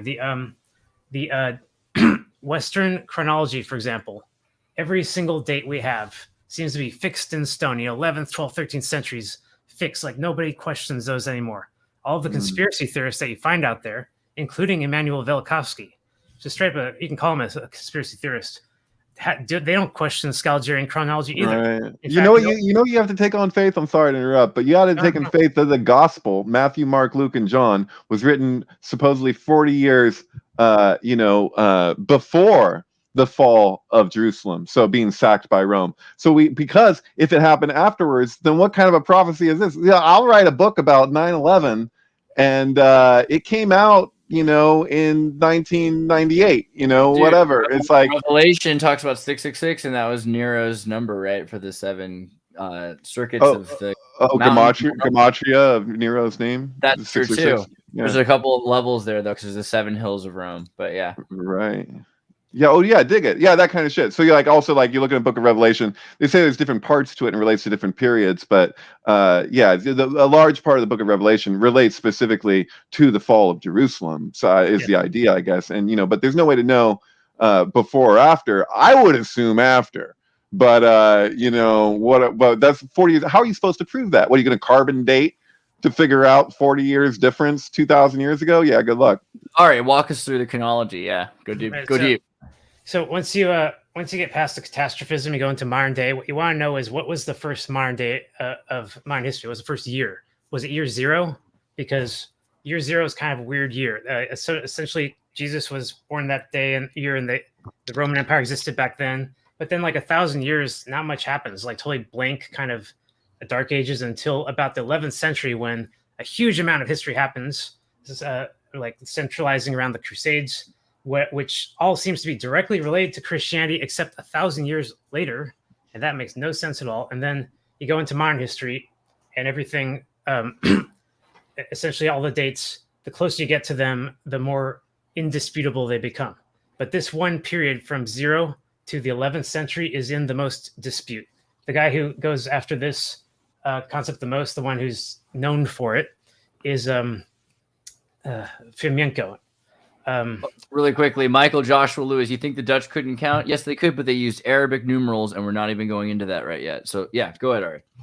Fomenko, Anatoly Fomenko. Right, Anatoly Fomenko is the Russian mathematician who basically figured out in the 90s that there's something really wrong with all chronologies, every single one of them that survived, and sort of came up with a primer of how to put them back together and realize that they're all duplicates of each other. And I mean exact duplicates. Like Jesus goes here, Muhammad goes here, that kind of like King Arthur, Alexander goes here. It's a duplicate with the names changed, the locations changed, and the dates changed, but the exact same events being described. So again, now we get back to this big question of faith. Do we trust the Russians? Well, we're in a war with Russia right now. It seems that every war that we've ever fought on this planet was about truth, ultimately. If you win the war, then your version of truth wins. History's written by the winners, i.e., yeah. Usually everyone knows this, but they always forget this when they talk about World War II and so forth. They think it's just fundamentally true, as is, that no one uses lies in real time during the war to win. But unfortunately, yeah. So hey, loose lips sink ships, you know? Yeah.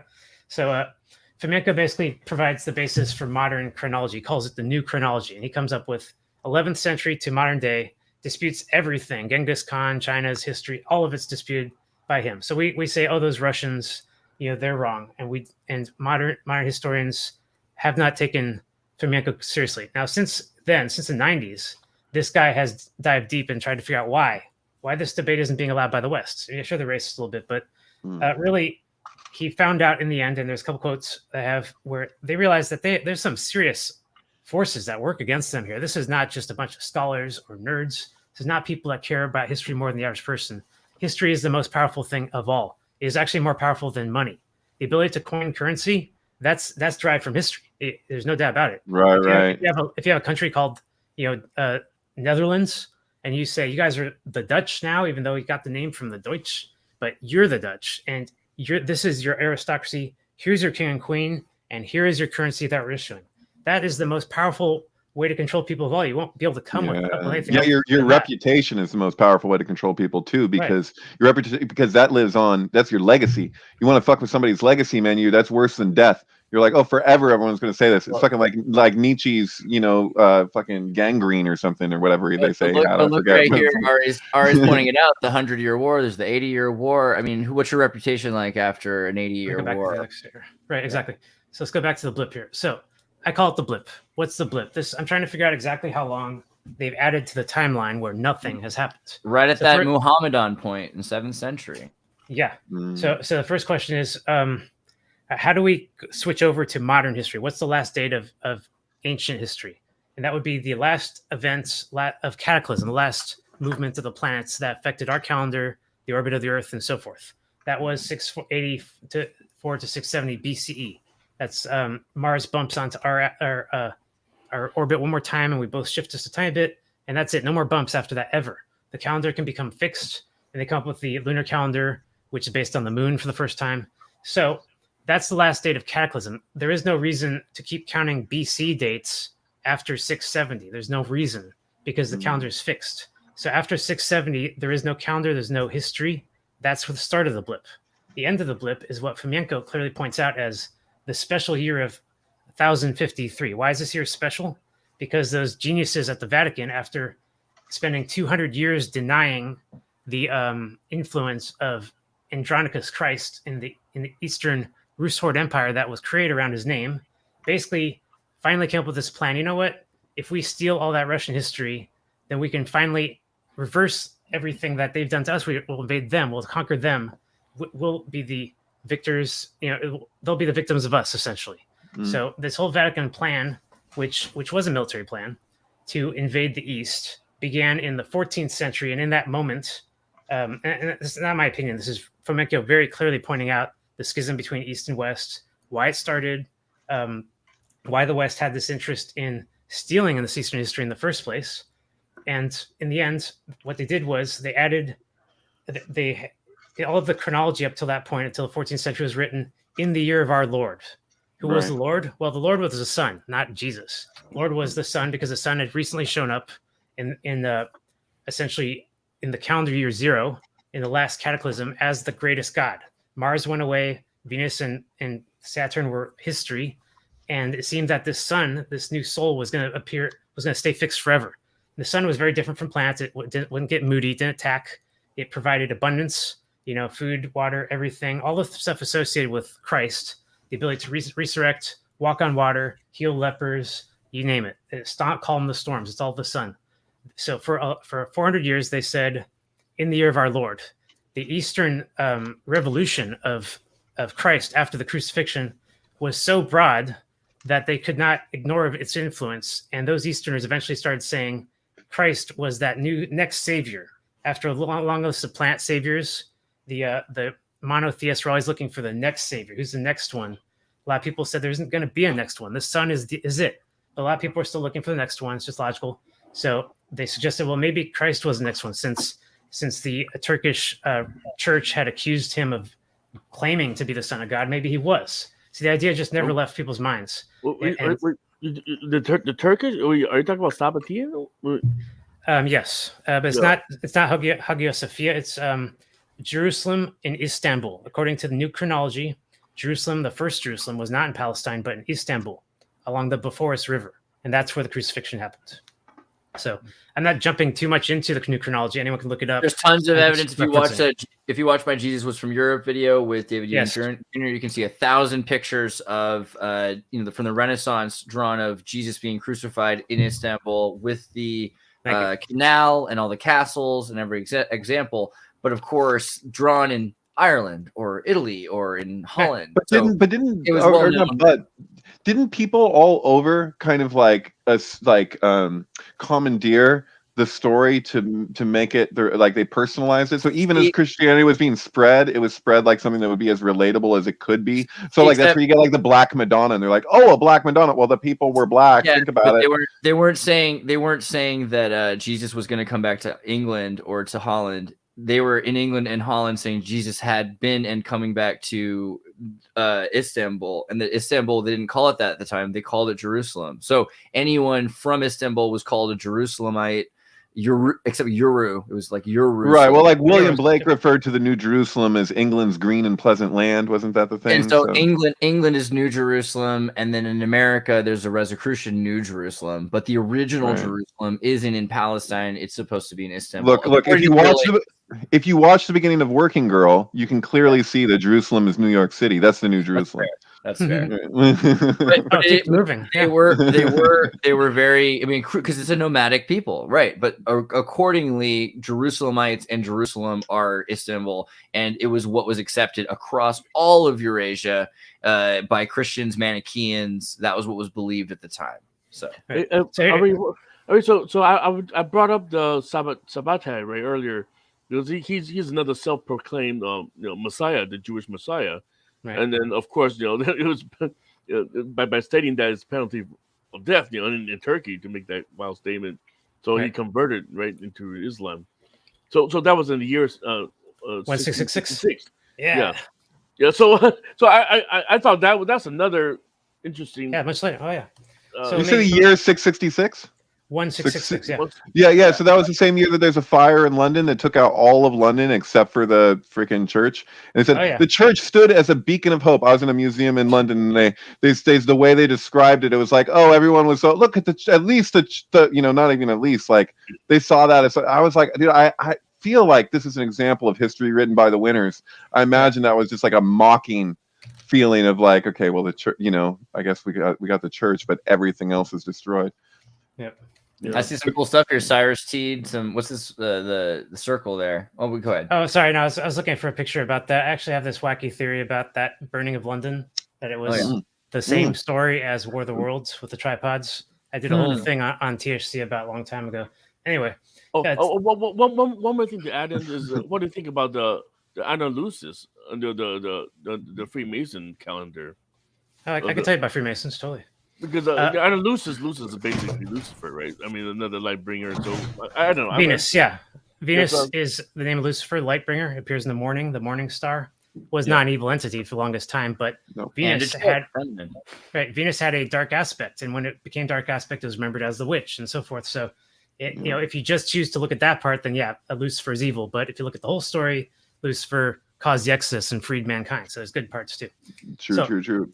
For Christ, the big question is the story makes no sense, right? You see Christ appearing after his death, and everyone's like, oh, because he's resurrection. He appeared to this person, that person. Okay, fine. But a simpler explanation is that he didn't die on the cross. This is called swoon theory. It's been around for a long time. 19th century is a big deal. Swoon theory is simple that they hung him up and that he passed out. He was only on the cross for 6 hours. That's a fact. And his family brought him down. I've got a painting of it here, made 500 years later, so you can't really rely on any of the details here. But the facts were his family did remove him from the cross. So we can look at this story, and we just need to decrypt it. We just need to solve it. There's some parts that make no sense, but just you add one variable, and suddenly all of it makes sense. And what is the thing that we're missing? Christ was a giant. Right. And so was his mother. The first Bibles were all written by giants. The books didn't become small for a long time. So first of all the early Christianity had giants. Second of all, Mother Mary was a giant, and she was hairy. You can see that in all of the paintings. You got plenty of hairy Mary paintings describing her as having hair across her body. In the New Testament literature, if you look closely at it, she was meant to have been this creature that wandered the desert, fully clothed in hair. She didn't have any clothes in the story. So basically, you have to answer these contradictions with facts that make sense now. You can't rely on fairy tale or magic. So once you plug in that they're giants, suddenly a lot of this makes sense. The crucifixion wasn't about killing somebody. It was about convincing people that this person, this giant, was not somebody that they needed to follow. And why? Because humans had always worshipped giants. Throughout literature, giants were the people that small humans went to for help, and the humans always washed their feet when they traveled, and the giants would protect them and provide their religion to them. Giants lived up to 300 years. Their adolescence was up to 50 years long. And once you understand this one fact, and everything in the New Testament literature makes sense. Mary could not fit into a hospital, right? She had to be given birth in in a barn. It's the only place where she could fit, right? Another fact of the story is that Christ was born of a cesarean section, and it was done so poorly that he was stabbed with the knife as Mary was being cut open. So let me just tell the story real fast. The story starts with a census, right? Everyone knows that Mary got stuck because of a census. She's traveling for a census, but hold on, that makes no sense at all. No census in history has ever forced a pregnant woman to travel, especially when they're due. That makes no sense. Census is something that people go to. Number two, censuses have always been bad in history, and they probably are today too. The Roman Empire only ever collected censuses when they're planning invasions. They want to know how many people to count the armies, to send the right amount of weapons and so forth. The census was bad. So first of all, the giants of the Crimea, which was the location, were all fleeing ahead of the census. They knew that there was a census coming. They knew what it meant. They were getting out of there, but Mary couldn't because she was pregnant.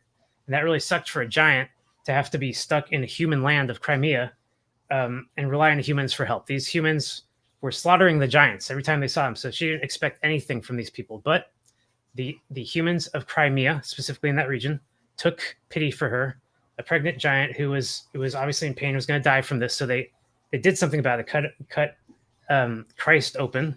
His name wasn't Christ yet. That name means anointed one. It means you put oil on somebody and you baptize them and they're anointed. That's all that Christ means. It wasn't a unique name. It was something that was practiced throughout deep state rituals going through the Egyptian pyramidal empire.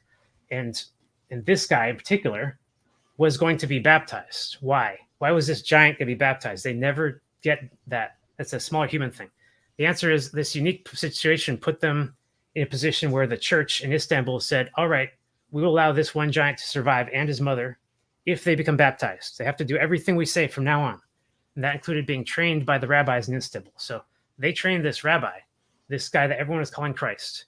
And he was defending his mother from all kinds of accusations. Nobody knew who the father was, probably because he was being killed by the small humans. Probably she didn't want to talk about it. But she was accused of being a virgin and a whore and all kinds of stuff in the literature. And then later on, the Westerners splitting into three different Marys to kind of break up the sin of it, to keep Mother Mary holy.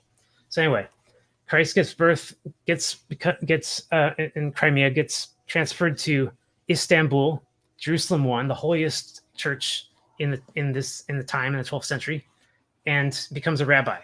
Everything's going well, except that he's also received training from his mother.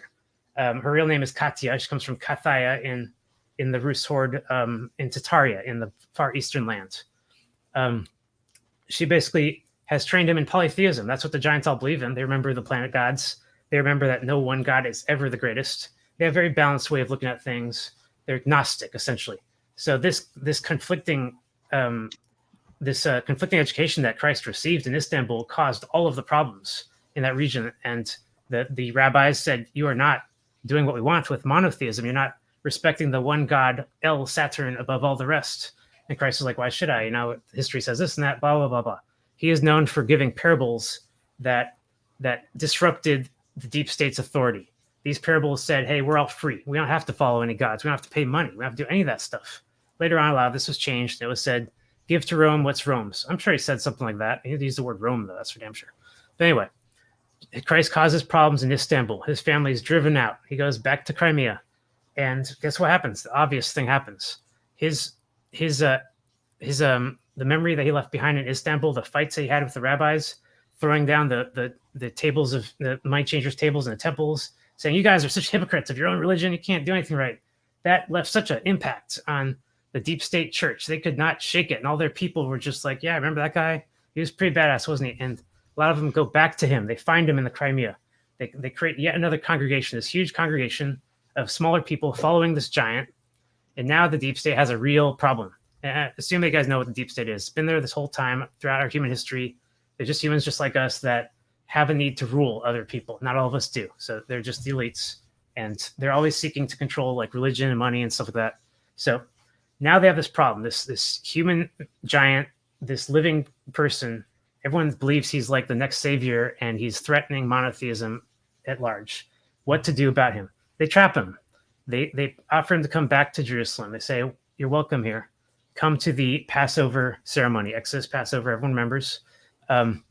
He does. They capture him right away. And it's a big betrayal, of course. And they put him up on the cross and they bound him to it. And a bunch of people, smaller humans, start laughing at him. And you're not a god. You're not special. We don't have to.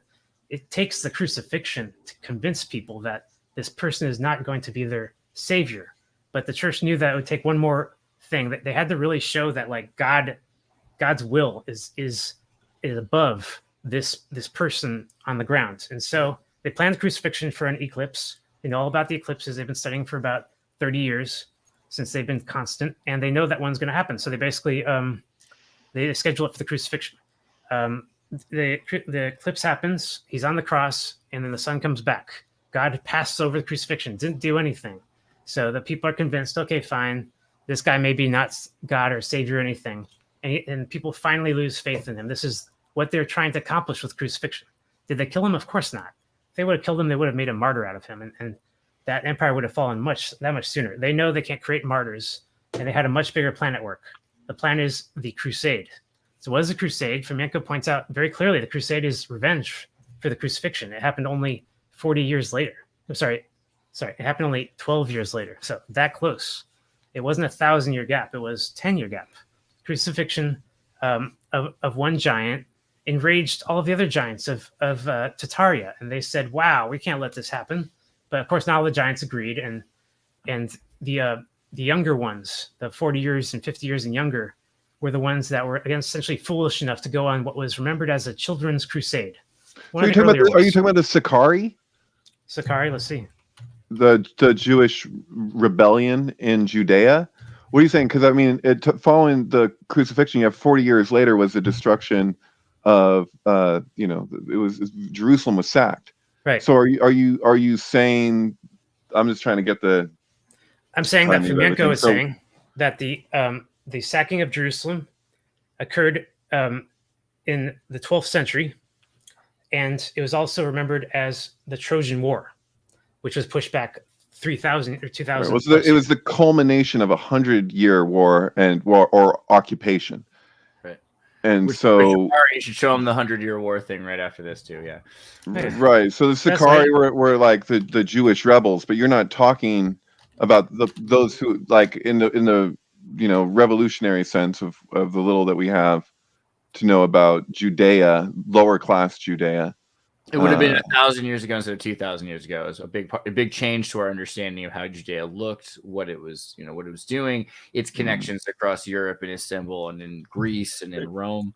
I actually wanted to ask Ari a question really quickly too. So, I mean, have you seen Rockadoodle? Yeah, I've heard of it though. I remember it. Okay, so Chanticleer is the name of the giant rooster who has to crow to bring the sun in the morning because if he doesn't, right. And this is from a medieval story, right? It's not just from 1991 or something, but it's great. And it relates to the idea, it has the same timeline, has the same numerology, except it's taking place in weeks and days instead of years.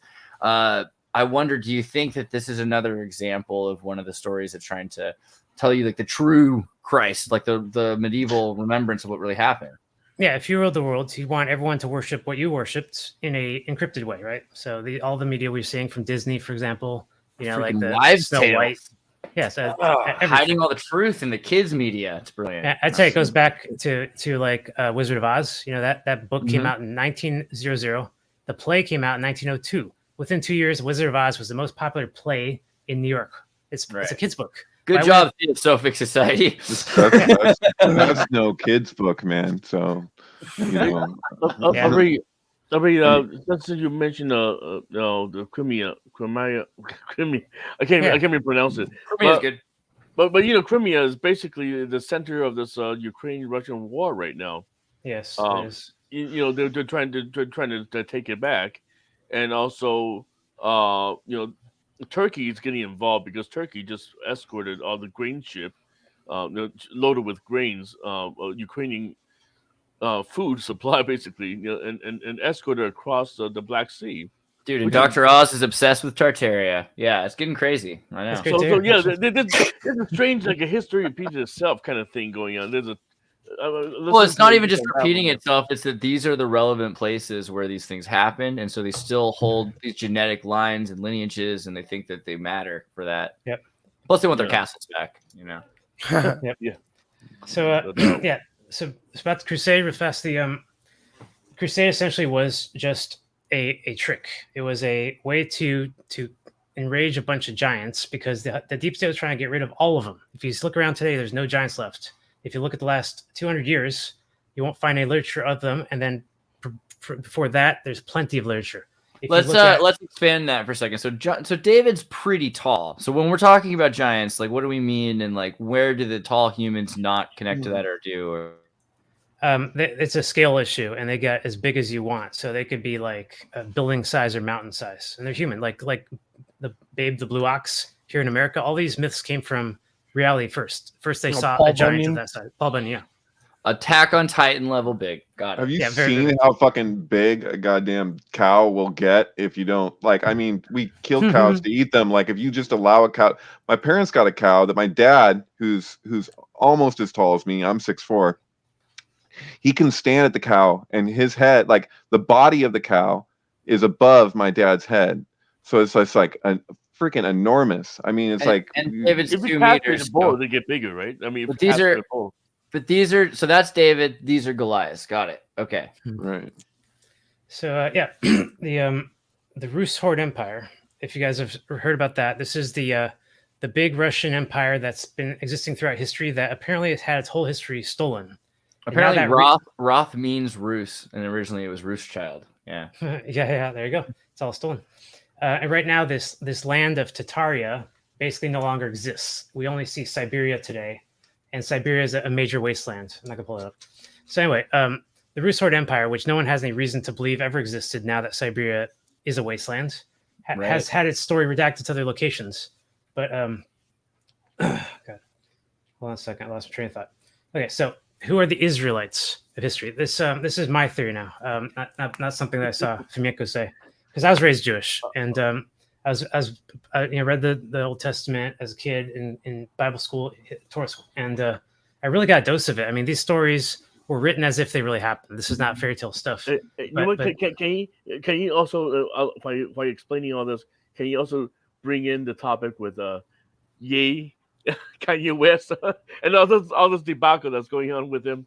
Everybody is canceling him and claiming himself to be the black Jew and all that stuff. Anyways, I just thought you might be interested. No, you're right, because this guy studied some of the history. He's Extrapolate. got some things right, some things wrong, and he's saying, look, Judaism, Israel, these terms don't mean what they think they do, and he's right. They don't. Israelite, for example, and Jew, these are not the same things. They mean distinctly different things by their definition. Israel or Israelite means somebody that wrestles with God. That's what it means. And Jew means somebody who praises God. So somebody who's wrestling with the will of God and somebody who praises God absolutely in such a way could not be more opposite. They are complete definition opposites. And they could but you realize that in the Jewish language, like almost there's words that you'll have them meaning both themselves and their opposites, like all over the place. Yeah, and it gets really fucking confusing. You're like old and young, man. You're like, how are we even distinguishing? And it speaks to how ancient people thought, which is radically different than how we do. And there are literally these people that we're talking about were literally speaking in math all the time with an entirely different relationship to math. And I don't know. It's the ones who could write, yes, absolutely. No, everybody was speaking in math. Like the number is the letter. Like that was their trip. Like this is fucking mind blowing shit. Like I mean, yeah. So I mean, and so when we talk about Babel, that they were looking to make a name for themselves, which is like why Lady Gaga had like the fame monster. That's what that's speaking to. The word that's used for name is used not long after that in reference to Tetragrammaton. But they wanted to make their own name. So it's this idea of an other God, but it's really that original conception of like what the language is. And like Semitic simply refers to language specifically. And it does so for a reason, because of the nature of that language. And it's only been a recent phenomenon that people communicate like conversationally in Hebrew. Like that wasn't a thing. And we don't really know what that even looked like way back when. We're just imitating in some approximative kind of way or whatever. But that came with the Reformation. That is like a recent phenomenon. So like, you have people who would be, they speak, they read Aramaic, they read Arabic, they could come together and they're sharing the same text in many ways. And so now it's nothing like that. It's like everything's so fucking context dependent. Like you're talking about shit from 2000 years ago trying to figure it out. But like we have like confusion around things that have happened in the last 100 regarding all of that. And so, yeah, man. Yeah, the most actually. So let me get through the timeline. This one's interesting. In 1421, this meteorite falls on Yaroslav in Turkey. And it's just like this huge chunk of really dense material. They put the material in their swords and they find out that they can create swords and shields that can cut through the enemy's swords, and the shields are unbreakable. That this is an advanced weapon. So they just need some way to use it to the deep state needs some way to use it to take control. It's really hard for the deep state to commit anyone to any kind of war. Back in the origin of humanity, nobody goes to war. No one has any reason. It took the crusade to have the first war on earth, essentially. And since then, people did not want to fight. So they had the weapons, but they needed to have some reason to get the Eastern Sword Empire to invade Europe in the first place. I want to show real fast this Conan episode. If you guys remember the cartoon a long time ago, they have Star Medal, right, in the very first episode. So they're showing us a recurring theme: Brave Star, He-Man, always Star Medals. Right. Essentially, this is stuff that happens in real life. You can verify and read the story. They put it into cartoons to make us feel like it's science fiction or to believe that is. That didn't happen. Mormons have cartoons about the same thing they take seriously, and let's not even get into, again, Islam with the Kaaba. Yeah. Right. So, using predictive programming as a primer, we can sort of determine what they want us to believe in and what they don't. Wow, I love that video though. The crashing meat is very Scientology. I mean, everybody's got a little slice of this, Oh right. yeah. So 1431, Joan of Arc's burned. Absolutely believe that story. Her real name was Jean, of course. It took a while for the British to even acknowledge she existed. 1930s, she was canonized. Why did it matter? Because the Sword Empire was trying to invade the East this whole time, and they were having all kinds of trouble.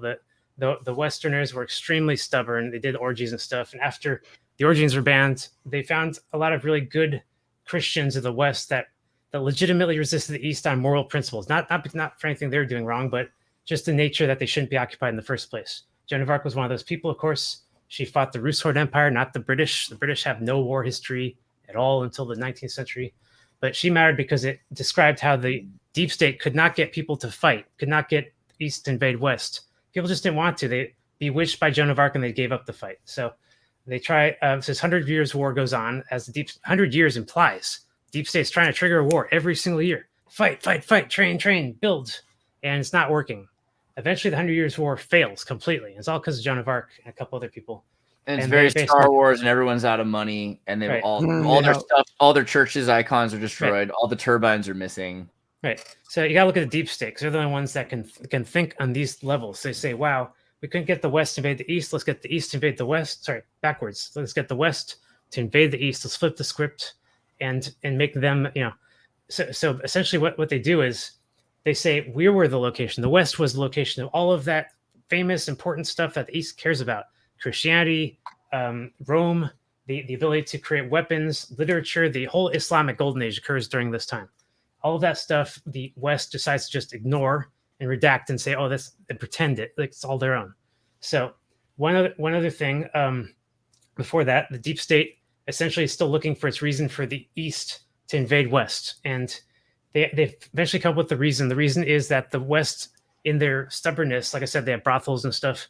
They're sort of defying in ways that are legal. So the East came up with this narrative. The West has a rampant venereal disease caused by these brothels.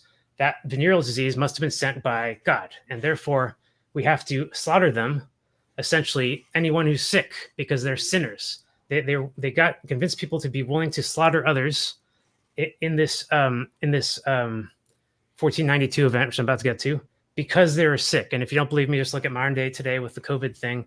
The same type of propaganda is used. Once you're too far gone, you might as well sequester to hospital and get rid of all those kind of people. Same tactics. And it worked really well. So before they could actually convince people in the East to invade the sick Western Europe and kill all the sick people, they had to spread the plan. They had to use revelation of method tactic to spread the plan. And that is where the book of Revelation comes from. These chapters were written, these letters were written 1486 and sent all over Western Europe. And they said, this is about to happen. God's wrath is about to hit earth, and you're all going to be slaughtered in such a way. Horsemen and you name it. So all of the revelations of the coming apocalypse only occurred about 10 years before the apocalypse actually occurred in 1492.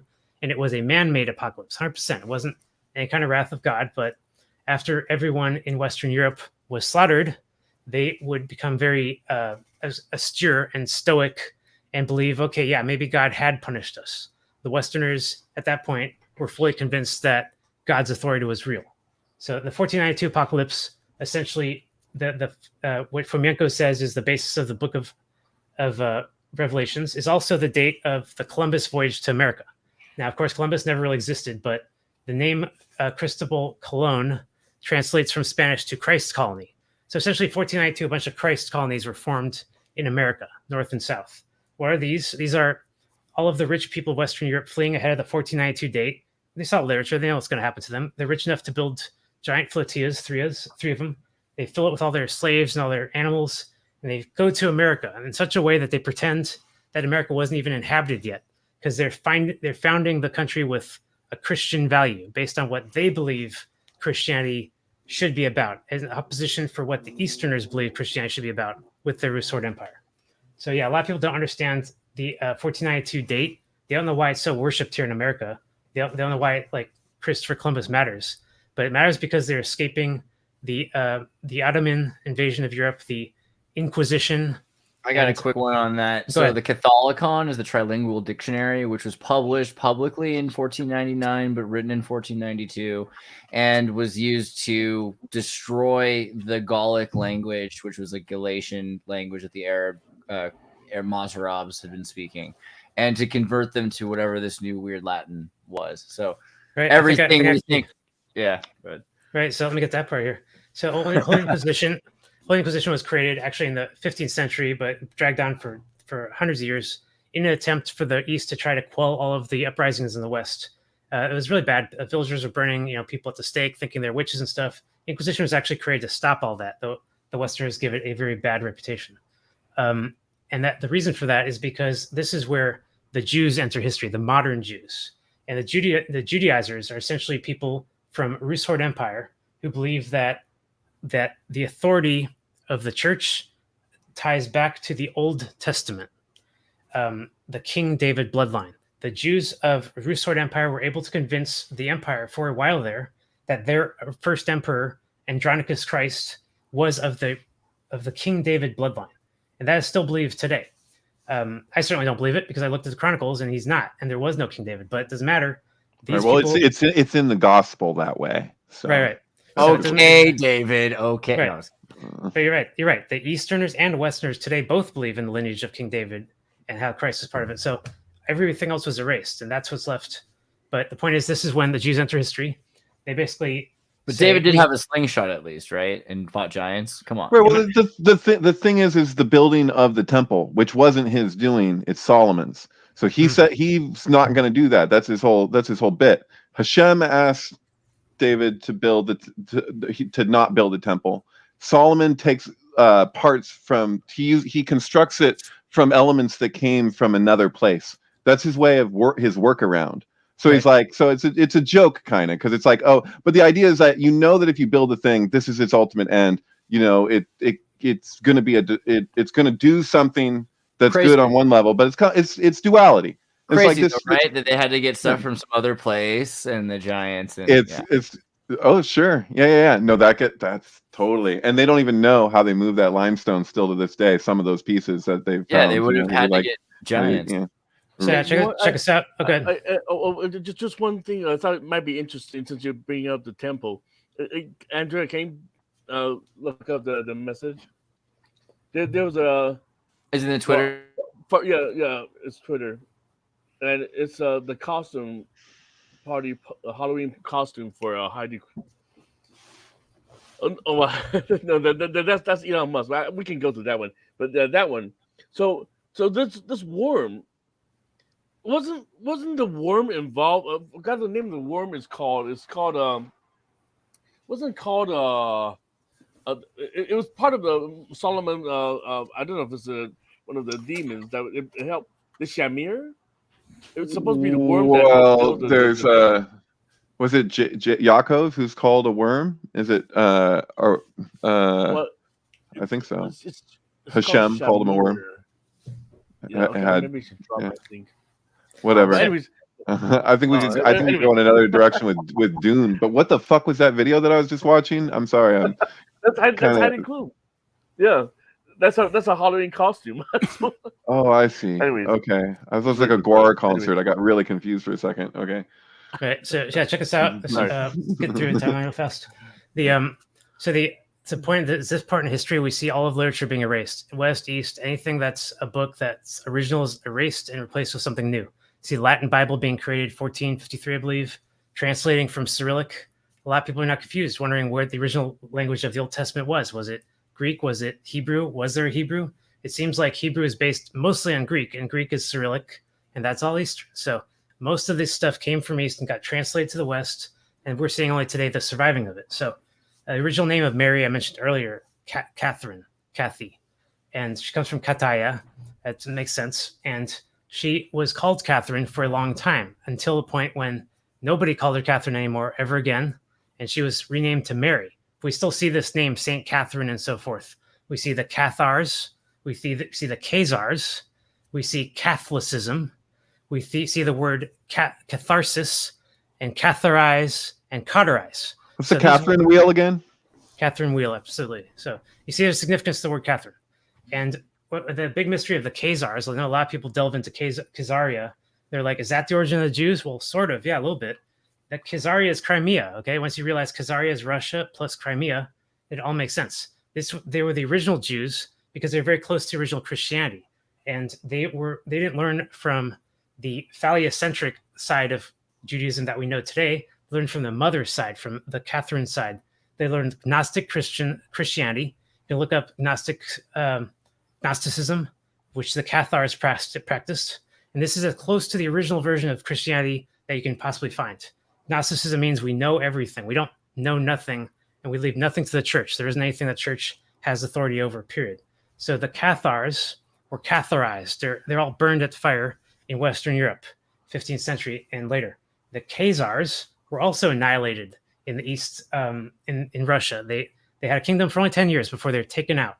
So anyone that thinks that the Khazars is the origin of Judaism or Christianity, they just got to understand it's just one little piece of the puzzle. It's not the origin or anything like that.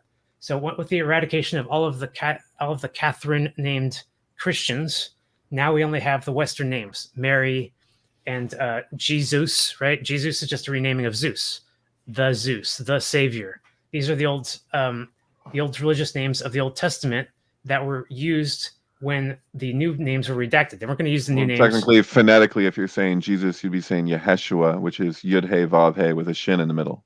Right, and before Jesus, it was Joshua. Joshua was Venus. Yeah. They're connected. Yeah, Joshua and Jesus. Yeah. Yeah, Joshua was the savior of the Exodus. Everyone knows that. Right. Well, everything. So you were like earlier when we were talking about the whole thing with Mary looking for a place, and you had this giant idea. So that was, I forget, was it that was Herod who was killing the firstborn? So you said census. So I'm trying to follow, because from what I understand, just if we're talking gospel, I don't know. It could be like, I saw that who was it? Bill O'Reilly had these books like Killing Lincoln and whatever, and he had Killing Jesus, and I looked at what his references were for killing Jesus, and it just said the Bible and other sources. So like I'm always like, I really want to know what those sources are, because we're talking about like, there's something in the Gomorrah that it's like, are we talking about an archetypal connection? Or are we talking about something Herod that's like explicit? People because of the census, though, he was killing them because of the wise men, right? Like right, but the point, as far as I understand it, which occurs within the Old Testament itself, like these are just, the canon is just arranged. King James Council, whatever, they put together the thing. So we're talking about that. We could be talking about Apocrypha, we could talk about whatever. We're talking about these old books. And within those books, even within a single book, you'll have reoccurring connections where there's an archetypal thing, and then you see it reoccur with variations, and you can extrapolate from the variations. It's written in a very peculiar way, because people back then, they fucking wrote like in a crazy style. We can't even, their level of humor like is beyond any concept. Like we don't ladder, like have being the stone, and there's no point of reference for like how like that ladder, right? The consciousness. But anyway, that the killing of the firstborn, from my understanding, is supposed to connect to Pharaoh. When the angel of death, Samael, I guess, took the firstborn of the actually wasn't Samael. There's another name for that particular But anyway, when Pharaoh's child dies with the lamb's blood, which is the chet on the doors. I guess it was technically a hey, whatever it is. Het. Oh, it'd be het. That's why you have the okay. Anyway, whatever. I'm sorry, I'm so tired talking about complex stuff. But yeah, but anyway, you get the idea, man. I'm just like I'm saying like that's meant to be a parallel, right? So like it's like a mythology that actually had something that there was something to, and it's all like, here, let me tell you, grandchildren's grandchildren, like in the most insane type of like mathematical poetry musical thing, because it's all meant to be sung too. Like I don't even Hey, right. I think the reason you'll find a lot of mirroring in history, unfortunately, is due to the redaction.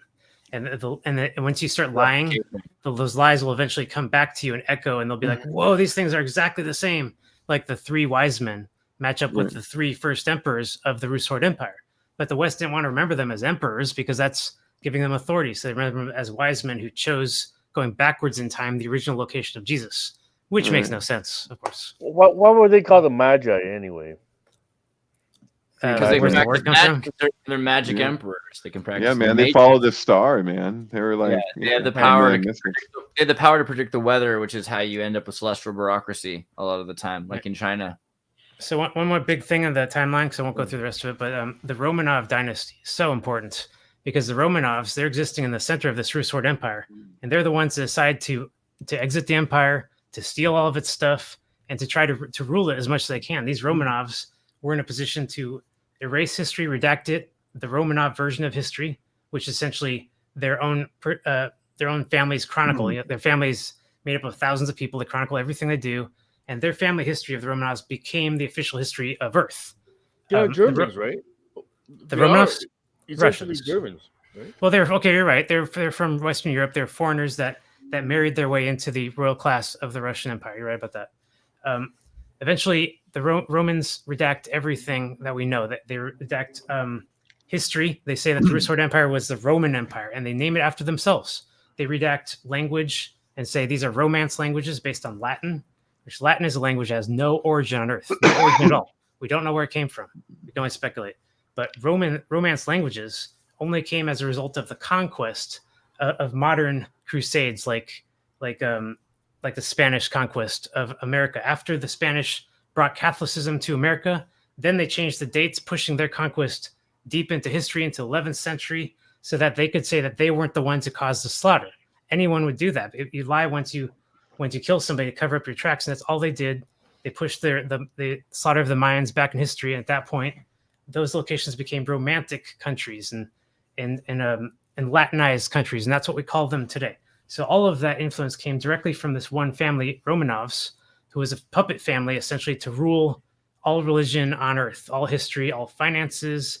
The Rothschilds come from them. Everyone comes from this much bigger, much more prominent family, the Romanovs. Where does Rasputin fit into that? Is there anything interesting from your angle on him? Communist writer of the revolution, I remember, something like that. I don't know. No, he's a religious Orthodox. Oh, right, that guy. yeah. We're talking about the guy that comes into the Romanov's life and kind of alters the decision making. Man, they shot in the dick and wouldn't die. Dude, yeah, the day that wouldn't die, but was like, reported to like the son was like sickly unless he was around Rasputin, and it was very, very weird. The son has hemophilia. Yeah. Your use of the term redacted is interesting in the context of the Romans, because the Romans literally like destroyed, like they were like the Nazis of their day in that way, like it was just like the writings of that survived. So when we talk about like Judea, right, it's like everything is destroyed. What survived was hanging from a rope in a cave, and they found only so much of it because people had been using it for kindling for their fires, apparently. So that's like the Dead Sea Scrolls or whatever. But you have the writings of there's a Roman botanist. When you're talking about Judea, like what writings survived from Judea, it's like the text of a Roman botanist and supposedly the gospel and stuff that was like hidden away that we didn't, like that we managed to be preserved to some degree, and it's fragmented. But like, I mean, if we want to talk about Sumeria or Sumer, it's the larger Sumer, like that's another conversation. But I guess, I don't know, man, like they destroyed a lot. So it's definitely a case where you're like, history is written by the winners. It's really indicative of that. Myself, I don't agree with everything Joseph Atwell has to say about everything, but I do like really resonate with his understanding about Josephus Flavius and the idea of the way that the New Testament is written to kind of like literally be grafted onto the Old Testament. So it's like basically the Messianic tradition. This is all like a cosmology that they're just like passing the torch, and it's a much larger agenda. But I think that the second part of that agenda, like the testaments, like it's funny, I'm talking about like etymology. Isn't that like the same roots as like testicle? Like you got two testaments, you got two testicles. Can there be a third testicle? Is there like, can Liber L be like, Tres Lobos in this? I don't know. But anyway, yeah, I think that there's something to be said for, it's like the meme where it's like, you two are friends, right? And then like the ones it like was like, yeah, totally. And the other one's like, nah. It's like, that's kind of what it makes me feel like with the two testaments. It's like the New Testament, like it's like Christians visiting Israel, it's like, this is our place, right? And that everyone feels the same way necessarily. Like it's kind of like that. Hey, if I play a clip, do you think the audio will come through? You guys ever watch that movie, The Master? This is an amazing clip. Sure, of course. That movie sucks, but check this out. Is he gonna say pig fucker or something like that?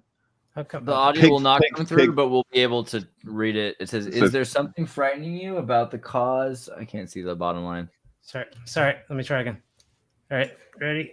I wish it would just not full screen like that. Okay, let's go to the video. Concerning you, frightening about the cause of the past. Frightening, yes, no. What scares you so much about traveling into the past, sir? I'm not frightened. Are you afraid that I can't read it? Sorry. I thought the audio would come through, but it's not. Anyway, is this where he calls him a pig fuck or something like that, or it just says pig fuck? Yeah, something like that happens after in the next scene. Yeah. Okay. Unkosher. It was a really awesome quote where he's basically saying, "Hey, look, our past has been perverted, redacted. Did you find something wrong with that?" That was the question that was being raised, but the movie wasn't about anything like that. But anyway, it was very interesting. Yeah, it's interesting that it's the L. Ron Hubbard story. Yes, it was. Yeah. So Do you think that looking at the situation with the war that's going on right now, like with China and Russia rising to have their own world order, and China's president just had a unprecedented third term, while Putin is literally the emperor right now. I feel like there's some kind of a plan for reviving the czar or China's royalty. I mean, all these countries have their royalties. The royal house has been destroyed by the West. Yeah. Essentially, the British, monarch especially. Well, So now they're trying to bring it back. It seems. Right. There's such a big difference between China and Russia. Russia is this place that insists that they have their own history, and they might be right. China, of course, insists that they have their own history too. But not everyone can be right. Someone's going to be wrong here, and it turns out that one of them stole the other's history. The Chinese history that we know, with the forbidden city and all that was just part of a much larger empire. They were never cut off, and the reason why people think they're cut off is because they think that there was this Great Wall of China built around China to preserve it. It's not true. The Great Wall of China does not protect it from the trade routes to other countries, especially into India. There's no walls there at all. And the Great Wall of China also does not add up to any kind of barrier that could possibly make sense defensively, could not be defended. It makes no sense, period. So they the windows are on the wrong side too, aren't they? There's a lot of little things like that. Weird. It's weird. It's like the barbed wire facing the wrong way. Yeah, walls work two ways, right? Maybe that maybe some people wanted to get out of China for a long time. I don't know. They got the thousands of miles on China, on the borders of China. They've installed fences like in the last year, like big fucking fences with a crazy barbed wire that, like, when you cut it to try and get through it, just makes it worse. I watched footage of people trying to climb through it, like it's like a 10-minute video, and you just see people getting stuck and fucking losing their shit. It was bad, man. But yeah, are you talking about COVID fences or what? They got zero COVID, and they got their fucking the digital ID shit and everything, that the way that they have everything, the social credits, everything. You got people trying to fucking get the fuck out of there. Apparently, that's what I'm looking at. But there's thousands of miles of fucking fences that were just installed along fucking China's border to keep people from fucking getting out more than getting. And it's funny, you can see the PR around it. Like if you look at most pieces, even because we have our own selfish reasons that are beside the point of like what we could talk shit about somebody else. It's like when people know somebody's guilty of something, but they can't say shit because they're doing a similar thing themselves, or they're doing the same thing. It's like that's why the Trump lasted as long as he has. It's because the shit that they could really get him on. They're like, what about offshore accounts? They're like, okay, good luck, guys. Like all this shit that you'd love to say, you can't fucking say. So you have to sit there and just get angry and then be like Pelosi and say you're Catholic, so you don't hate anybody, but then also just talk about like if he shows up here on January 6th, I'm gonna punch him in the face. Right? Did you ever read that kid's book, Sideways Stories from Wayside Schools? Like the janitor built the school vertically because he read the blueprints wrong. He said he was sorry. That's what it feels like. I want to share a quote with you that feels really applicable to the things that you talk about, your kind of trip there, where it's like, I got this from the Stanley Kubrick archives in London. It says, quote, "I can't be 10% honest about my views of people and events, even the way things developed in my own career." So that was in response to somebody wanting to interview him about his Napoleon film. So the context is that he's talking about Napoleon. It's like, oh, you want to interview me about what I think about Napoleon and all of this shit. And he's like, I can't be 10% honest about it. And it includes himself. But it's like, dude, that's not very honest, man. No. That's crazy. It's funny that you mentioned that. I just happened to pull over Napoleon. I've been researching the 1812 war. I think this war is the most overlooked war of all of them. World War Zero. Yes, like you said before. It's more devastating than World War I or II. More damage, more people lost, and more of a reset of history. This would represent, if it's true, this would represent the biggest reset of history of all. The War of 1812 was a planet-side war. It was a whole planet side. The entire planet surface was destroyed.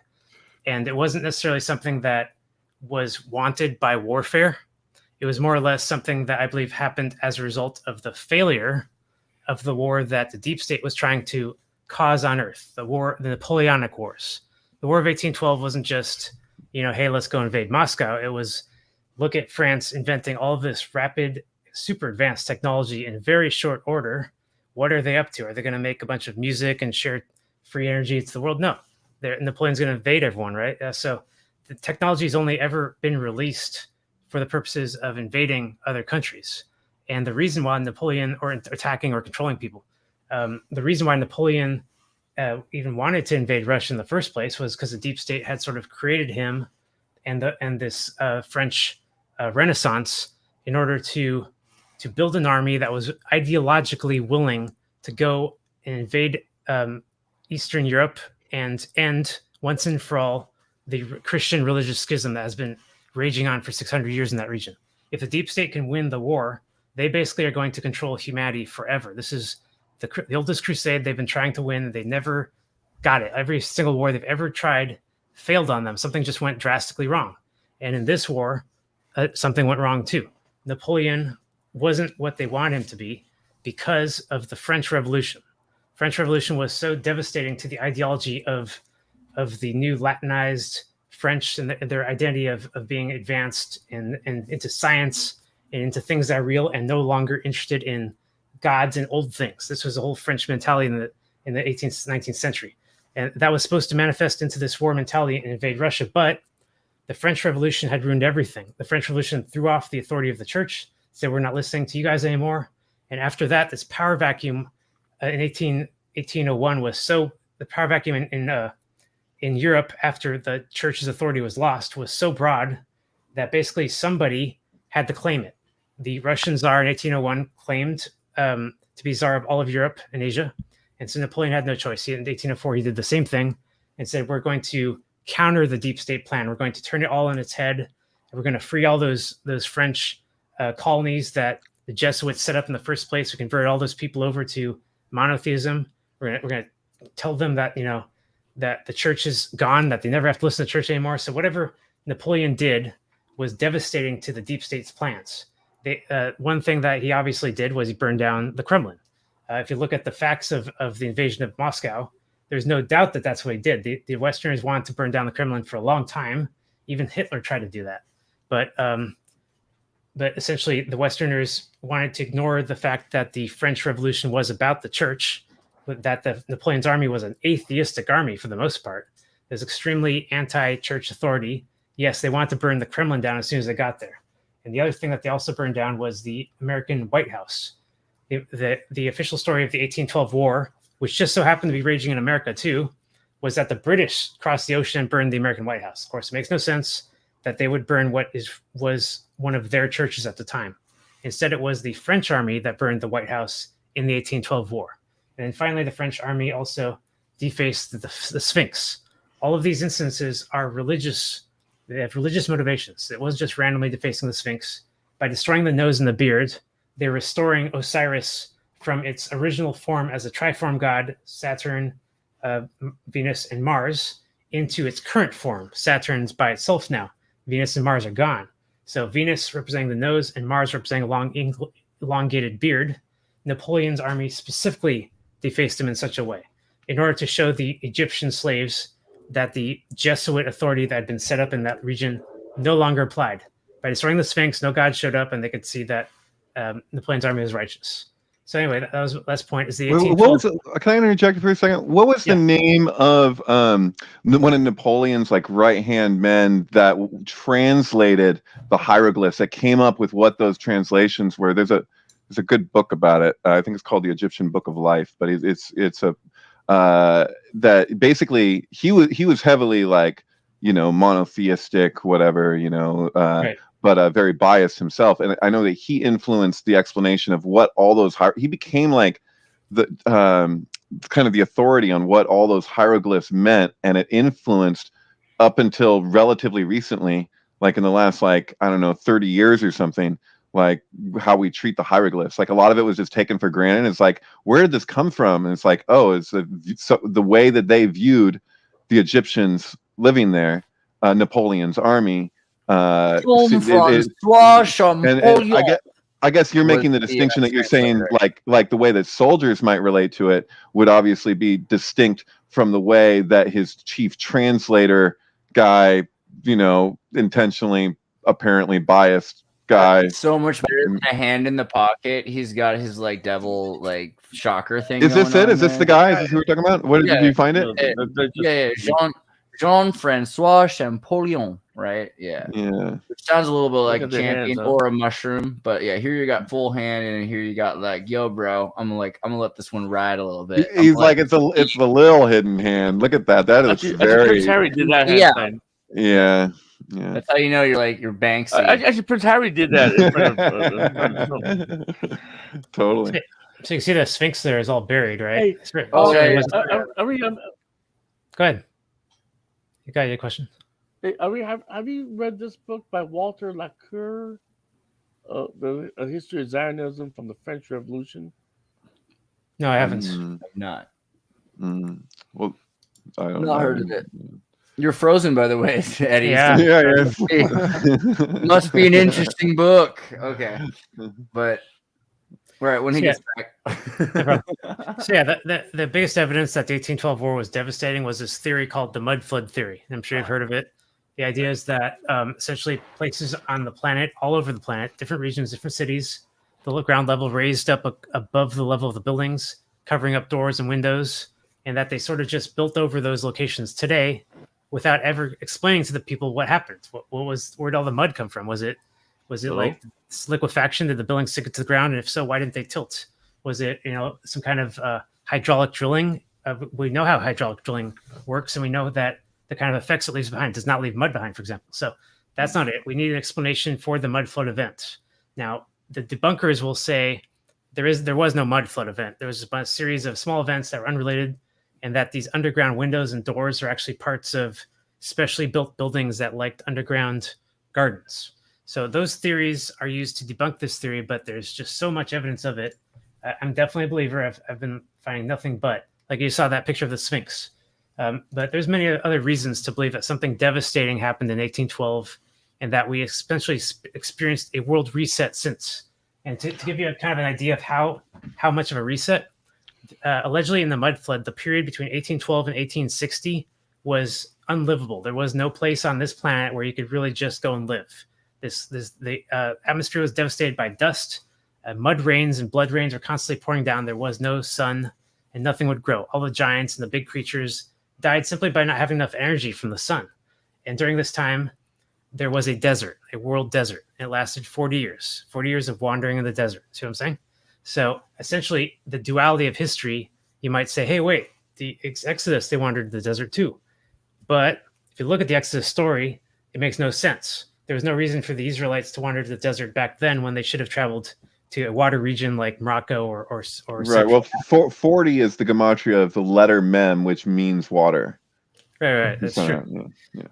So there is an actual story of a desert that happened for 40 years, a story of deliverance. Somebody came and delivered food to delivered cargo to the people in the desert, kept them alive, manna, so forth, and then promised them something, promised them with a covenant that if they worship this thing that's giving them stuff, that they will be delivered to a promised land. We've all heard this story before, and we think it relates to only one period in history in the ancient past, but actually it perfectly lines up with the mud flood event, and more or less the Exodus story might have included the recent mud flood event in its ancient history.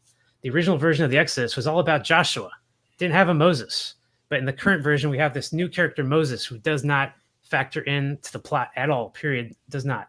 He's just a deity that sort of is representing a human form of an older deity, Zeus, Moses, Jesus. It's the same thing. So Moses was added after the fact to illustrate the concept of connection to God and a covenant that there's someone out there delivering stuff to you, the cult here on earth, and that if you continue to worship this God, that they will deliver you after 40 years. What happened in the mud flood was essentially they built train tracks all over the planet during the 19th century. Train tracks delivered all the cargo, set up all the people in the cities where you could not live. No running water, no food, no nothing. So the trains were essential, and there was a lot of orphans because a lot of people died, not only in the Napoleonic Wars, 5 million right there, 500,000 right there in that one invasion. So you got a lot of children left over. So these children were bussed over with these trains into these reset cities, and essentially were given cargo to live. The cargo is so significant because this is so significant because it's a deliverance story, and the Bible tells us that if you don't do what God says, you get killed. In Exodus story, when the Israelites on Sinai they started going against God's will while Moses was gone. How many Israelites were killed in the Old Testament? 90% of them, right? That's the official number in the Old Testament. That they slaughtered 90% of their own people because they had deviated just for a short period of time.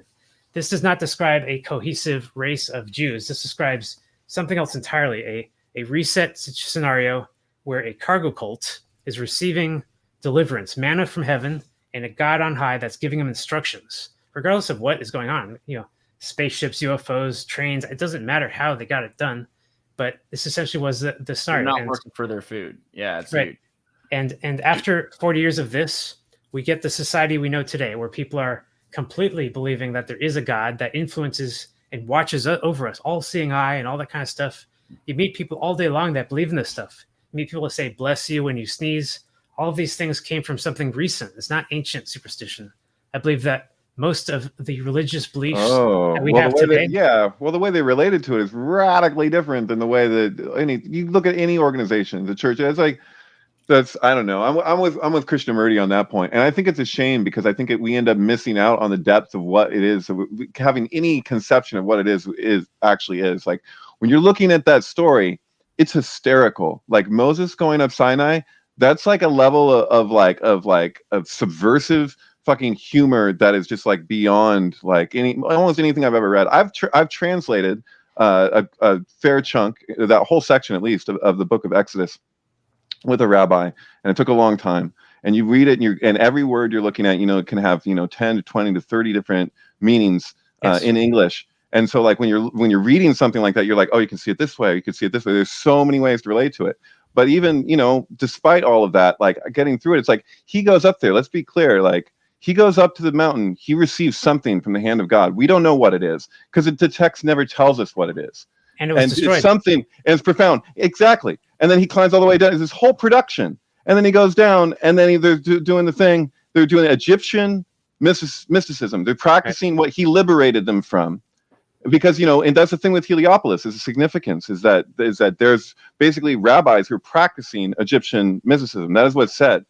That's at least what's believed among rabbis. That's like that's the whole thing, is that Heliopolis was like a merging of like the people, because not everyone was against the program. Like this is a work trade situation or whatever. It's a mixed multitude. And then but anyway, whatever the point, people apparently, if you're entertaining this, were liberated, and upon their liberation they continued to practice what they're doing. So what does he do? He goes back up the mountain and he writes it himself. It's in the Hebrew. And that's hysterical. What does he give them? He gives them these 10 rules. Here are the rules, because you couldn't handle whatever that was. We don't get to know what it was. It was like something really profound came through, but you're not ready for that. And I'm like, dude, that's freaking hysterical. There were 15 rules according to Mel Brooks. Mel Brooks. Mel Brooks, right? But I think Mel Brooks is hip to this. You know what I mean? Like this is, it's also a lot of this stuff. It's just when we're talking about the Torah, it's like if this is weird, but I've done ayahuasca with groups of people, like large groups of people, like 15 to 20 people, and afterwards everyone will share just as far as like the garden story. The snake in the garden, that whole thing, like it's like the go-to, like and people will have like shared experiences around their understanding of that. And what's crazy, it'll just be like a given. It's like, oh well, of course. How did I not get that? What's being communicated around that? Like it speaks to itself. And that was at the center of the temple ritual with the incense. So there's all these ingredients that are listed. We only know like what a few of them are. And a lot of them, we don't know what that ingredient was, but like the way it's all described, like we were talking huge fumes of smoke, just like the hot boxing those people in this space, and we're ritualizing this whole thing. And we have these notions of like because we have like the Catholic Church or whatever we have, and when we think of ritual or synagogue, even it's like what a high priest is doing, what's going on with those people, like because it's acacia. It's the Eastern acacia or whatever. I'm no expert on these things, but from what I understand, you got large quantities of acacia. You like that, like you're along with everything else. That incense isn't just like, oh, we wanted a sweet smells for our prophecy. This is their space for prophecy. This is what these things came out of. So it's just like I don't know, man. They also have a gigantic pineal gland in like the center square. In Spain, in all the churches, they have these giant, especially in the Santiago, these giant cauldron-sized incense thing. They swing, and the guy's pulling it like a bell, and it swings to the church like 150 feet, and it just masks everybody in frankincense and myrrh, which is like, it's a divine. It has hallucinogenic properties, and it's supposed to be used in medium work as well. I want to say though, guys, I mean, there are pluses and minuses to going beyond 2 hours on a show. One, we lose a lot of YouTube pushing it. I'm down to keep going. However, anybody who wants to get out now and has to take care of their families, I just want to invite them to get their plugs. Andy, I know you probably have. Yeah, I gotta get out going. I got an early morning, but this was awesome, man. Ari, it's been really great seeing you again, dude. Yeah, this has been awesome, man. I'll see you guys next week, of course. I want you guys to make sure you go and subscribe to the Deep Share podcast. He's got amazing talks going on here. Astral sleep paralysis with Vicky Joy. Ooh, I want to watch that one. That was fun. That was really fun. And a lot of good stuff. So make sure you subscribe. And Andy, we will see you next time. And if anybody else wants to, man. Can. Otherwise, just keep going. But I'll see you soon, man. See you guys. Bye. All right. Yeah. No, we're good. We're keep going. Cool. All right. Sure. So show me some more. Show me the money. Show me the money, Ari. What do you got? Sure. Yeah. Here's an interesting one. I got a map of India here, right? You can see the Tibetan Peninsula, Tibetan Plateau, not peninsula, right across the top there, and an old map of India. Here, I got as close as I could to the borders. I wanted to compare to basically a map from the 17th century. And surprise, surprise, there is no Tibetan Peninsula. There's no plateau, I should say. Yeah, I'm getting a little tired here. There's no plateau. And more importantly, the rivers are going sideways instead of north to south. Here we got the Ganges River goes notoriously west to east, and goes then south. But there is no Ganges River in older maps. Instead, you have north and south rivers called Ganjam. So the Ganjam River, and one over here too, two different rivers. So the river's changed in the last couple of 100 years for some reason. And exactly the same. To be fair, I mean, Tibet Plateau is a really hard area to access. It's a very treacherous. But we have to assume that during this time it was inhabited by someone called Genghis Khan and his empire. But unfortunately, Fomenko's point out that Genghis Khan is just a redaction of the Russian Khans, and that there was never a place called Tibet. It never existed in history until modern times, when it was duplicated into Genghis Khan and various other things. But more importantly, how did these old map makers miss such geographic locations?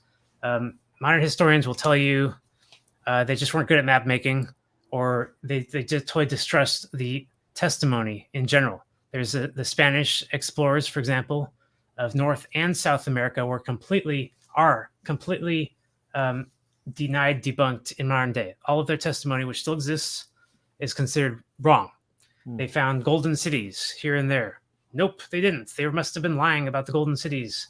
Everyone has accepted that there were essentially no gold cities in America, even though the Spanish explorers all said there were. So what do we make of that? We can't make anything of that except for that we have to decide to trust the people who wrote these things instead of to distrust them. Say, at the very least, they may have gotten some things wrong, stretched and skewed, but there's no way that they missed geographic locations. They couldn't have missed, say, the Himalayan mountains. That is such a huge, broad expanse of mountains. It's so distinct in its qualities with snow and desert that you would see some references to it on these maps. In America, you get the exact same problem. There is no Grand Canyon in America. When I approached the Himalayas from a distance and before going into them, I couldn't. It was like I had no frame of reference in my entire life to register how big the thing that I was looking at actually was. It was a very strange experience to approach something that fucking large. Like it was, I don't know, man. That was crazy. But can I share a little story with you? And I don't know why it feels as applicable as it does, but it's just you're calling something up. Yeah. I was deep in the foothills of the Himalayas, so the first section. So like I'm not like mountaineering, but I am on a mountain, and I cross the Ganga these big stones. So I'm like going from stone to stone, and a goat is coming in the opposite direction. And I end up sharing a stone for a moment with a goat, and then he continued on his way, and then I kept walking. And this woman came out, and she was screaming at me, and I didn't know why she was screaming. I put it together that I let her goat go away, like he continued on like across the water, and I was like, oh shit. So like I had to like go back and like retrieve the goat, and it was it was a pain in the ass because goats really are not very cooperative. And I didn't fall in the Gunga, but I'm just illustrating this challenge thing. Anyway, so I get to this village on the other side, in the middle of nowhere, and these kids, they run up to me, and it's like a class of kids, and they got school books, and there's these little pamphlet books, and one of the kids hands me this pamphlet and asked me to read it aloud, and these kids like barely spoke any English, right? And like I freaking like was reading from their book about George W. Bush and like America, like terrible shit about America. It was like anti fucking. It was like, and how could a kid even understand this? Like, it wasn't even written for a kid. It was just writing. Like, I was like some part, but it was like their book. Like, it was so, and it had things in Sanskrit on the other side, or I guess not Hindi. Excuse me. It's pretty crazy in Sanskrit, but no, I had things in Hindi on the like explaining stuff or whatever. But it was like the English that was there, and I was like, "What the hell am I looking at?" And they kept on asking me to read it, and I had to stand there with all these kids and like read this thing. And then I ended up going with this old man and doing like a Shiva ritual of sorts, but I didn't understand like what he wanted me to do, and I ended up like breaking a piece of sugar, a cube of sugar on my forehead, because I thought that that's what he was. He kept on pointing to my forehead and like give me the cube again. I was like, it was really awkward. But then he asked me to smoke hash with him, and I would chill him, and then I said no to it because I wasn't smoking weed at that. I wasn't smoking anything for like a long time. I was traveling or whatever, and then he got really mad, and his grandson was outside. He said, "Why won't you smoke with my grandfather?" And he spoke enough English to explain that. I was like, "Oh, he's upset." And I was like, "Can you explain to him that that it's austerity that I don't smoke weed?" Like I was like getting the words right to like be like, "Can you?" And then he told his granddad, and it was like, "Oh, everything was fine." But I don't know. I guess the reason I'm bringing it up is that these are kids in the middle of freaking nowhere in the Himalayas, and they're getting like political like propaganda, whatever it is, whether right or wrong, it's true or false. It's still like, what is this? Like, what is this to them? Like, it was just, that was the most insane thing. It's like you're in the middle of nowhere, and you're talking about global issues with countries and all this stuff, and I'm just like, and they're like reading it, like having to translate. I'm like, what the? It's so bizarre, man. I don't know. I guess that's just the way of the world. Well, it's funny that you mentioned goat, because I was trick or treating with my kids last night, and there was a goat just bump into me. Like, really? It's some woman. She's like doing this yoga, the yoga goat thing. The goat would climb onto these yoga practitioners, and they're just like starting to nib on my pants. I was, whoa, You're talking about goat yoga that incorporates goats? No, yeah, some yoga studios actually. Yeah, that's what's happening in LA right now. That's the scene. Oh my word! It's a thing. Yes, it's a thing. No, they're like that's the scene, man. Like that's what's happening. Like with like what's happening? Well, they're doing goat yoga. That feels like that they're doing. Is that just like a statement more than an actual like? Is that? I don't know, man. I raised goats. My goat would freaking charge my house and like do flips off of it. It took chunks out of my tire. Dude, are you kidding me? I parked a Skylark in the backyard, and it crushed in in an hour. It crushed in the whole top of it and took chunks out of its tire, just like with its teeth, man. This is real goat yoga. Okay, cool. Yeah, and she's getting her back straight. You can't get much more satanic than that, can you? This is the most satanic picture I've ever seen since the Pet Sounds album from the Beach Boys. This is out of control. Just to tie it back, that was the whole thing. Was that Jewish people? We don't know much about what the people were like, especially like the Sicarii or whatever in Judea 2,000 years ago. But we know that the Romans related to them as goats because they felt that they were so stubborn. Because everywhere they would go, they'd change they'd have 36 square mile cities built, and like they put statue to Caesar, Vespasian or Titus or whatever at the center, and people worship him as a god. But like this is a place that they came to that people weren't going to go with that program. We don't know much about them, but we know that they were really stubborn because they were likened to goats. Speaking of goats, Andreas, go to the mailbox again. You see or you can roll up. You see Elon Musk's Halloween costume. Yeah. I'll do that again. Hold on. This is weird. And Yeah. just zoom into that. You see, it's got the head of Baphomet right there. Yeah. The Wolfram heart. It's got the and actually this suit has a name. This suit is called I'm trying to get the name of the suit. Oh my god. It's called what's the Devil's Champion? I It suit looks is like a called lobster. Devil's Champion. It's like Jordan I- Peterson's Hold lobster. on, hold on. I'm looking at his arms. Is it a ram or is it a goat? Is it an Aries thing or is it a? is give it or take. I give or take. It's the Horn Devil. I think can't tell. If you remember in Buffy and Angel, the Wolfram heart is like the name of the most primordial evil law firm. It looks like it might have an upside down cross. It might have a St. Peter's cross. It does have a St. Peter's cross. Yes. Okay. Hillary Clinton wore the St. Peter's Well, cross, which I thought was a bold move. I was like, Hillary, people will talk. You can't just walk around with a St. Peter's cross like people are going to know that that's a symbol of humility and whatever. Yeah, You know? right. That's good. Chelsea too. Anyways. Chelsea all about it. Yeah. Oh yeah, no, she must be a riot at parties, man. Super Catholic. Definitely what's going on there. Yeah, just Hold on. There was. I wanted to see the thing though. Was the a couple pages back? Where was that? Oh man, Synchronous. You had the ufology tarot card, which was interesting. Yeah, that's developed by. It's actually a whole deck developed by the what is it, the Discordia group on Facebook. Oh, some genius or something? No. The Greg Bishop. Yeah, Greg Bishop developed this deck. If you guys heard of him? Yeah. Yes. Anyways, these guys are all followers of Robert Antoine Wilson. Yeah. So yeah. So Robert Anton LaVey. Sorry. Yeah. Oh, actually, okay. I'm sorry, Ari. I don't mean to disrupt what you're saying. You're trying to go down these are just my posts on my Twitter page, because I have a group and I got banned from Facebook and I still got 8 days to go.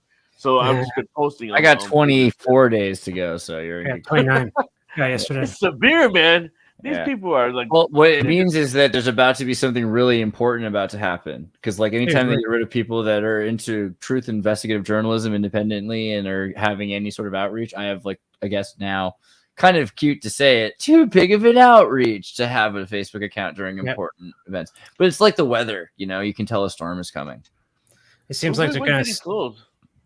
It seems like they're going to try to steal another election here in the midterms and then do another lockdown this winter. That's my prediction. We're never going to have another election that isn't contested in the United States.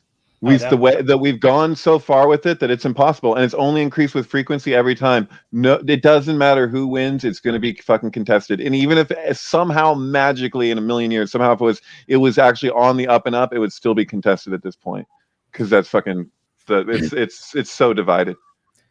I think that we're going to see the end of the Democratic Party. I mean, the end of the party is going to disappear and it's never going to come back. People were done before fucking Obama, and they were like, "Okay, one more chance." Yeah, but they weren't ready yet. I'm talking about something so profound that you won't find a single person left on this planet who's still being willing to defend democracy after what has just happened. That's my prediction. It sounds way too extreme. I know. Well, let's see. I keep hoping that. I've been hoping that for every election for the last 6 elections. So I don't know. Yeah, I know. It sounds a little bit idealistic. I don't trust anybody. Trust me, I don't trust the left. I don't trust the right. I think they're both just playing, the good cop, bad cop. They get each. It is a balancing act. I mean, I probably voted for both of them. It's just it's nonsense. Every time they try to make somebody to. Oh man! And rest in peace, Cormax. Yeah. Anyways, yeah. Sacrifice on. Yeah. And see, they quieted him down. Thank you to whichever agents are specifically paid to monitor our show. I appreciate all the work that you guys do. Let me make sure that you guys take the hint and subscribe to Synchronous on Twitter. It's a good place to get a lot of this crazy stuff. Not just the worm costume, but come on, that's pretty sweet. Good job, Heidi Klum. Jabba the Hutt. That is a way to go. Also, I want people to know that they can find Aria Zulin's page, and you can subscribe and click on the bell because if you want to see some of the videos he's doing. this is where you can get Ari's videos. Actually, just go to paradigmthreat.net. This is just that was the big reveal. No, I'm just kidding. Because the thing is, the website he's using is available to you as well. You guys can get all kinds of crazy research. This is in our Discord now. Make sure that you guys check out paradigmthreat.net. It has so much stuff. Sorry, go ahead. No, it's fine. It's just because that YouTube channel is my personal channel, and there's also a Paradigm Threat YouTube channel. So oh, really? Okay, yeah. Right. So yeah, like wake me to that. Let me see here. Hold on. And a reiteration, the Deep Share podcast is the way to go.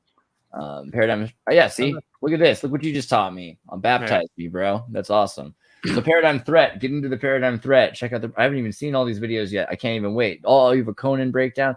This is good. This is good stuff. So then, but yeah, if you guys want to get even deeper, paradigmthreat.com. .net/chronology is just what we're looking at here. And I'd like to have you back soon so we can talk some more, because I know there's a lot more that we can go into. This was a great taste. Oh yeah, endless. Yeah, endless rabbit hole here. But so that's awesome. And let me also point out the syncbook.com. If you guys didn't know this Kickstarter is available. It's a really important Kickstarter. It just succeeded. Oh, it succeeded? Oh, yeah. Epic. Yeah. You know what? Then too bad for you. Too bad for you if you missed out, because let me tell you what, I didn't get what was cool about it at first. I was like, yeah, I love the game. I want to play the game. That sounds great. But you were going to get a digital tarot deck card. See what you missed out on? See, this I'm going to get a physical one.